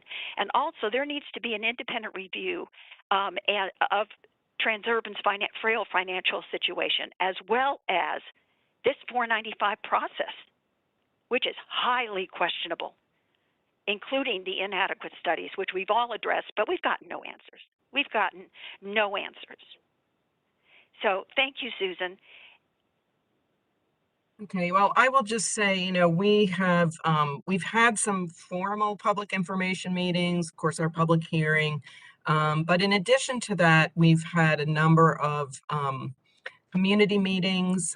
We've certainly met with any groups, you know, that have requested. We've done some reach outs. We actually ourselves contacted HOAs to along the corridor to see who, if anybody wanted a meeting with us, and we've had those meetings. Unfortunately, a lot of them have been virtual, although sometimes that's been helped to increase people's ability to participate. So we've had some, pluses and minuses with that, but and we've also been out in the corridor ourselves meeting with people as they've requested it, and we'd be happy to continue that. I think especially with direct impact communities. And I think, we're committed to continuing that dialogue as the project progresses. Susan, that's a little bit of superficial propaganda, because you even listed in a BOS briefing a few months ago that you had briefed MTAG, McLean Traffic Advisory Group, formed by Favola, Supervisor Faust, and Delegate Murphy. We were never briefed, even before the hearing as promised, on 495 Next. We were never briefed after. This group has never met since because they were afraid that the representatives on this group, which represents regional concerns, were voicing concerns about the project and the impacts. And so they didn't want to. You haven't briefed us. You told VDOT you had. VDOT told personally BOS that you did. But you did not. This is all propaganda and misleading statements, and I think it has to stop. And our officials need to learn about this project, understand the project, so that they can really understand the actual impacts and what's going to happen here. Ignorance is no excuse, because there are going to be liabilities. In my email, I list a lot of liabilities I think officials need to step up with Transurban and VDOT because of the impacts that are going to happen to properties, destruction, our lives, our children's health. Who's going to pay for all these impacts when our children get sick? So I will just say, if there was any inaccurate information in our presentation, certainly that is on us. We will go back and make sure that we correct the record. Certainly not our intent to say we've met with anybody we haven't met with. But of course you have. You've said it over and over again, Susan, and you also misrepresented the studies. The studies are incorrect, inaccurate, and missing. Well, I'm going to have to keep doing the propaganda. Well, and officials are believing it. I'm going to respectfully disagree, but I don't know. Rob, did you want to add anything to our response at this time? I mean, we will take a look at your written information that you provided. Yeah, I mean, the only thing I would say is, I mean, clearly we have had extensive public outreach through public hearings, through meetings with neighborhood groups. We've met in person on site with individuals, with neighborhoods. We have followed every requirement and pretty significantly exceeded those in ensuring that we had good public outreach. So I know we've got other questions here. It's certainly, in fairness, I think we need to. So Rob, Carrie, you're saying that one public information meeting in May 20th of 2019 was adequate? That was adequate? Without the plants being explained, Live Oak being told they're going to be moved, that there would be all these flyover ramps? Are there 3 or 4, Rob? No. One public information meeting several years ago is not adequate. Ma'am, it was well adequate, and many other meetings took place as well. So I think the characterization of a lack of public input is incorrect. Rob, propaganda, misinformation, again. You have not explained these plans to the public and what's really going to happen. We can't even read the small plans online. Thank you. Okay, I think I would like to, there are some more questions on the project that have been submitted in the chat room, and I do think in the interest of time, we're over our 8:30 time period, but I do want to try to get to these other questions. So there is currently an ineffective portion of the sound wall in the vicinity of Blaze Trail on the outer loop, about a quarter mile from Georgetown Pike. Will this project replace that section with the same sound wall material and height that are used everywhere else? I'm going to ask, I'll get back to you on that. If it is being replaced with a new wall, certainly it would be using current standards for materials, which are sound absorptive on the side, with the materials that we use. And in terms of the height, we would look at our final noise study with the additional traffic that would then determine what that height should be. But to be sure that I'm talking about in the same spot, I will we'll make sure that we get that answer to you. Please provide information on steps VDOT and its contractors will take to minimize construction impacts to residents, safety, security, privacy, dust, especially once noise walls come down and trees or vegetation are removed. I would just say that they will be, looking to make sure that the work they do does minimize impacts in the surrounding area. They are responsible to purchase any kind of construction easements they might need, and just in terms of that is in itself a incentive to minimize the area that they'll need, and we'll be working with the contractor as well to make sure that they're following all of our policies and procedures around safety, privacy, and making sure that they are taking into account the surrounding neighborhood. Will VDOT be committing to using native plants only for any additional landscaping or beautification? Also, what commitments to treating invasive plants will VDOT give in these new areas of impacts? So wherever we're disturbing earth and removing existing vegetation, there is a requirement to use native plants and certainly not invasive species. In terms of areas that we don't impact, we don't have any current requirements to go in, and if it's not an area that's impacted, there's not a program to remove existing invasive plants.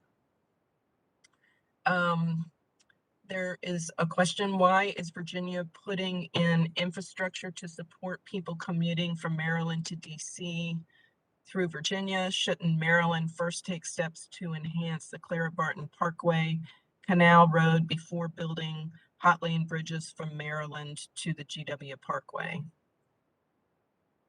I'll start. I don't know, Jeff, if you want to add any information, but I would just say, we have worked together with Maryland to identify a regional solution. And, I think from our viewpoint, if you're a Virginia resident, you're driving to Maryland, we want you to have a good travel experience.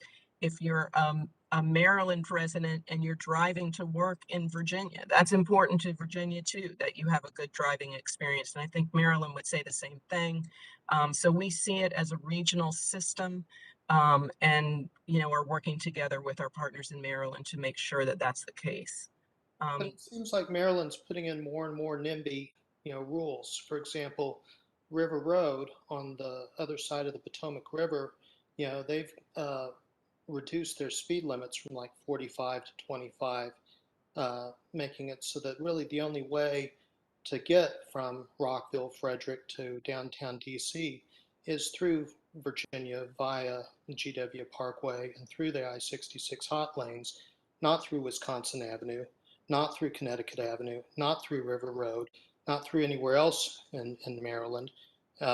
It seems like the route from Frederick to Frederick, Rockville to DC that's most optimal is via Virginia. And at the same time, Maryland's doing the NIMBY responses where, if you lived in Fairfax County and worked at, say, Fort Meade, you're just crazy to have a commute like that. But Maryland's not reciprocating. I don't agree with that.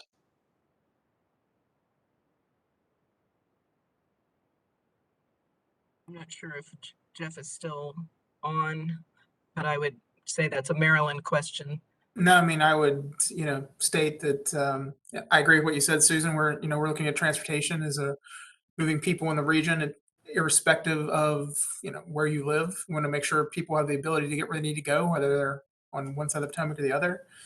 And every project's different, and, referring to River Road, and I certainly don't know all the specifics, but we are certainly looking at our arterials very closely to ensure we're accommodating context-sensitive solutions for the people who are traveling there, the bicycles, pedestrians, and trying to get, the roads context sensitive for safety and ensuring we're providing for the users of all the users of the roadway. So it's not about, just cars, it's about bikes, it's about pedestrians and everyone. Thanks. Okay, will large trucks be able to use the I-495 next portion of the project? Consistent with the existing 495 express lanes, permitted vehicles do not include large trucks. On September 15th, the Commonwealth Transportation Board allocated $57.6 million to the I-495 Next project. I thought this was going to be a private funded project that constructs the new lanes and provides a small yearly transit payment. So it is a privately funded, well, a project that is provided through through financing. There is some public support through a TIFIA loan through the U.S. Department of Transportation that's anticipated with the project. The $57.6 million that the Commonwealth Transportation Board allocated is to cover VDOT cost for our oversight and implementation during the project. That's a partially covering that. There's also money that's being provided through Transurban and the concessionaire. And this is very consistent with how we've delivered all of our P3 projects in Virginia. I don't know, Rob, if you wanted to add anything to that. Yeah, the only thing I would add, Susan, I mean, I think it kind of relates to a question earlier about why we, didn't get more per se when you compare to the Maryland project. Obviously, the extents of the Maryland project are, considerably different than the extent of the 495 next that we're talking about. And I think it just, further evidence of the reality of delivering a very expensive project and the fact that, this is one that, while there will be money through tolls, it's a very expensive project to build, and striking a balance that actually created a fundable project that we will be able to close on and move forward, and for the first time in decades, provide relief in one of the greatest choke points, not only in the Washington region, but arguably across the nation, serving not just local traffic, but regional and more extensive traffic beyond. I mean, this is an issue. The American Legion Bridge, I've never heard anybody say the American Legion Bridge is great.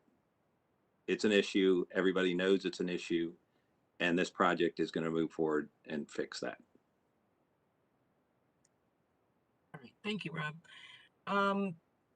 There's a comment. It says it would be nice if you could use trees or vegetated sound walls if possible. I can't wait for you to open the chat.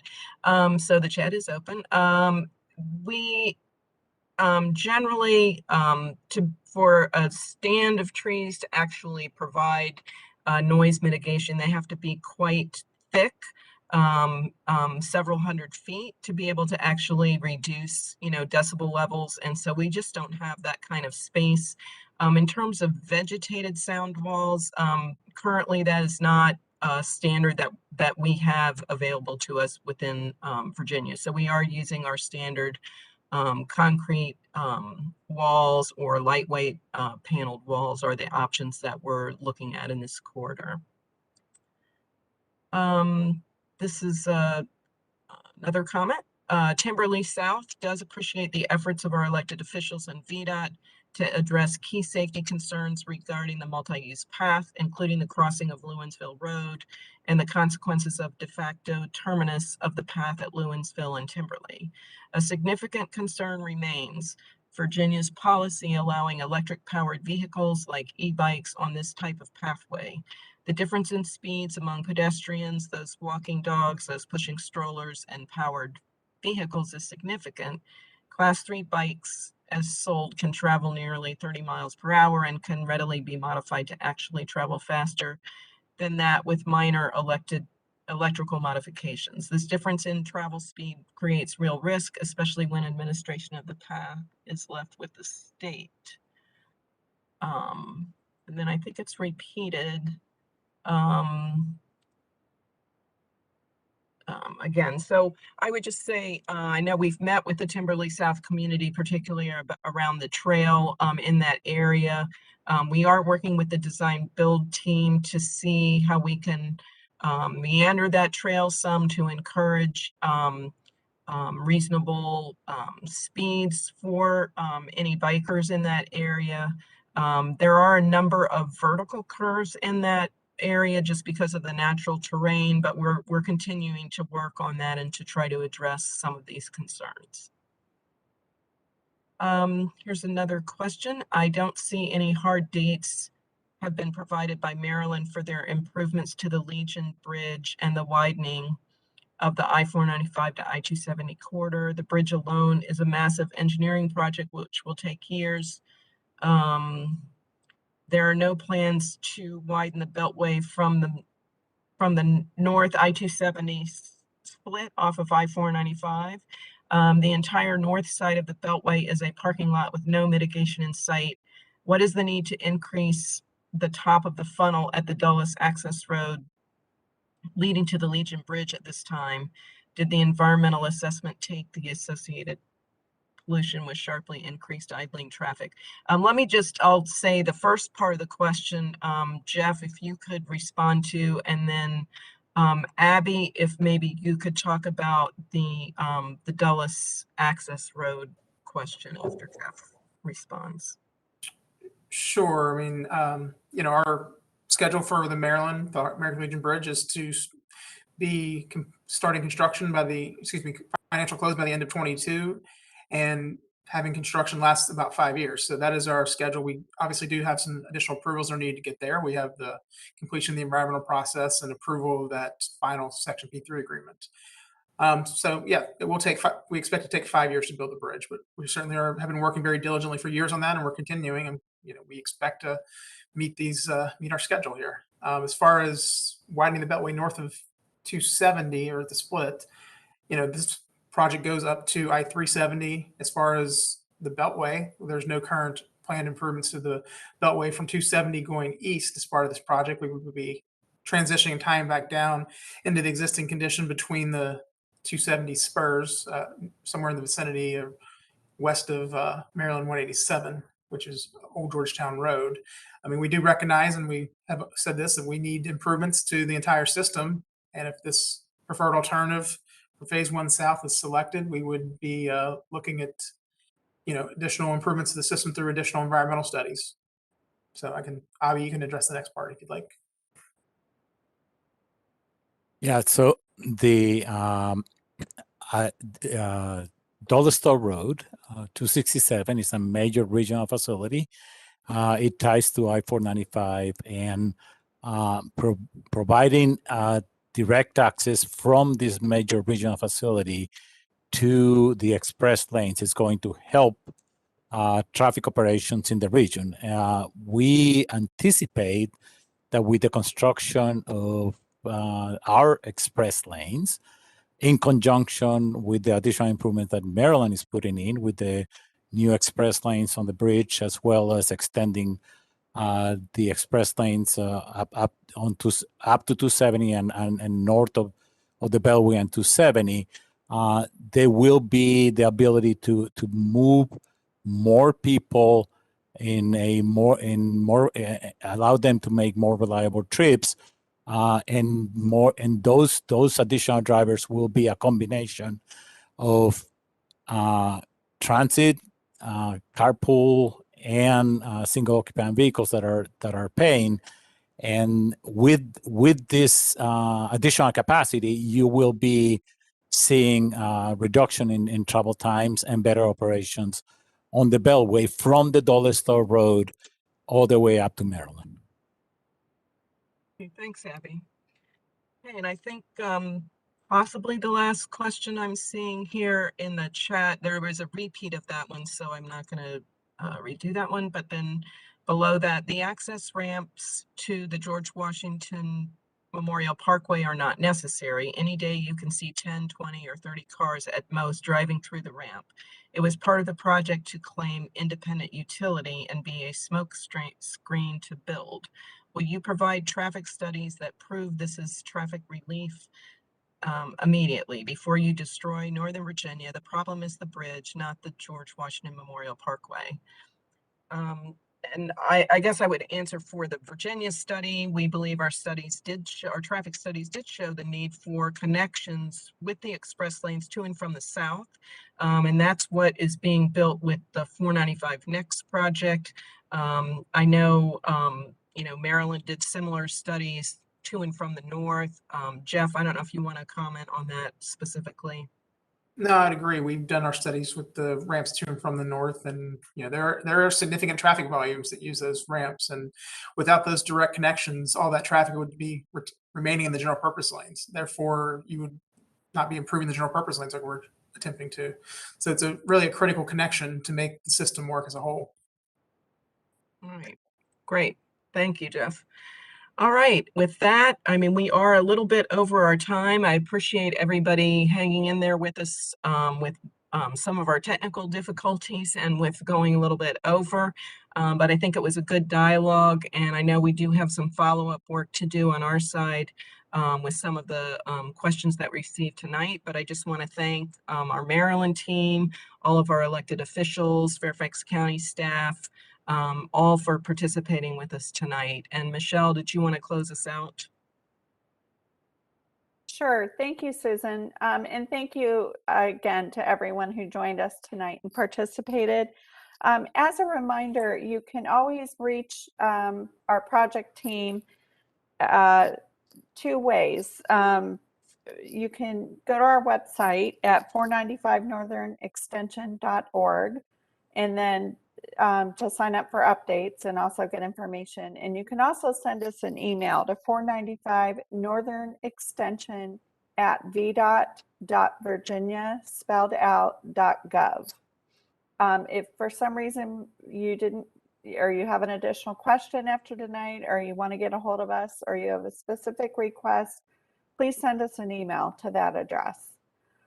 With that, we're going to go ahead and conclude our meeting this evening, and thank you again for participating.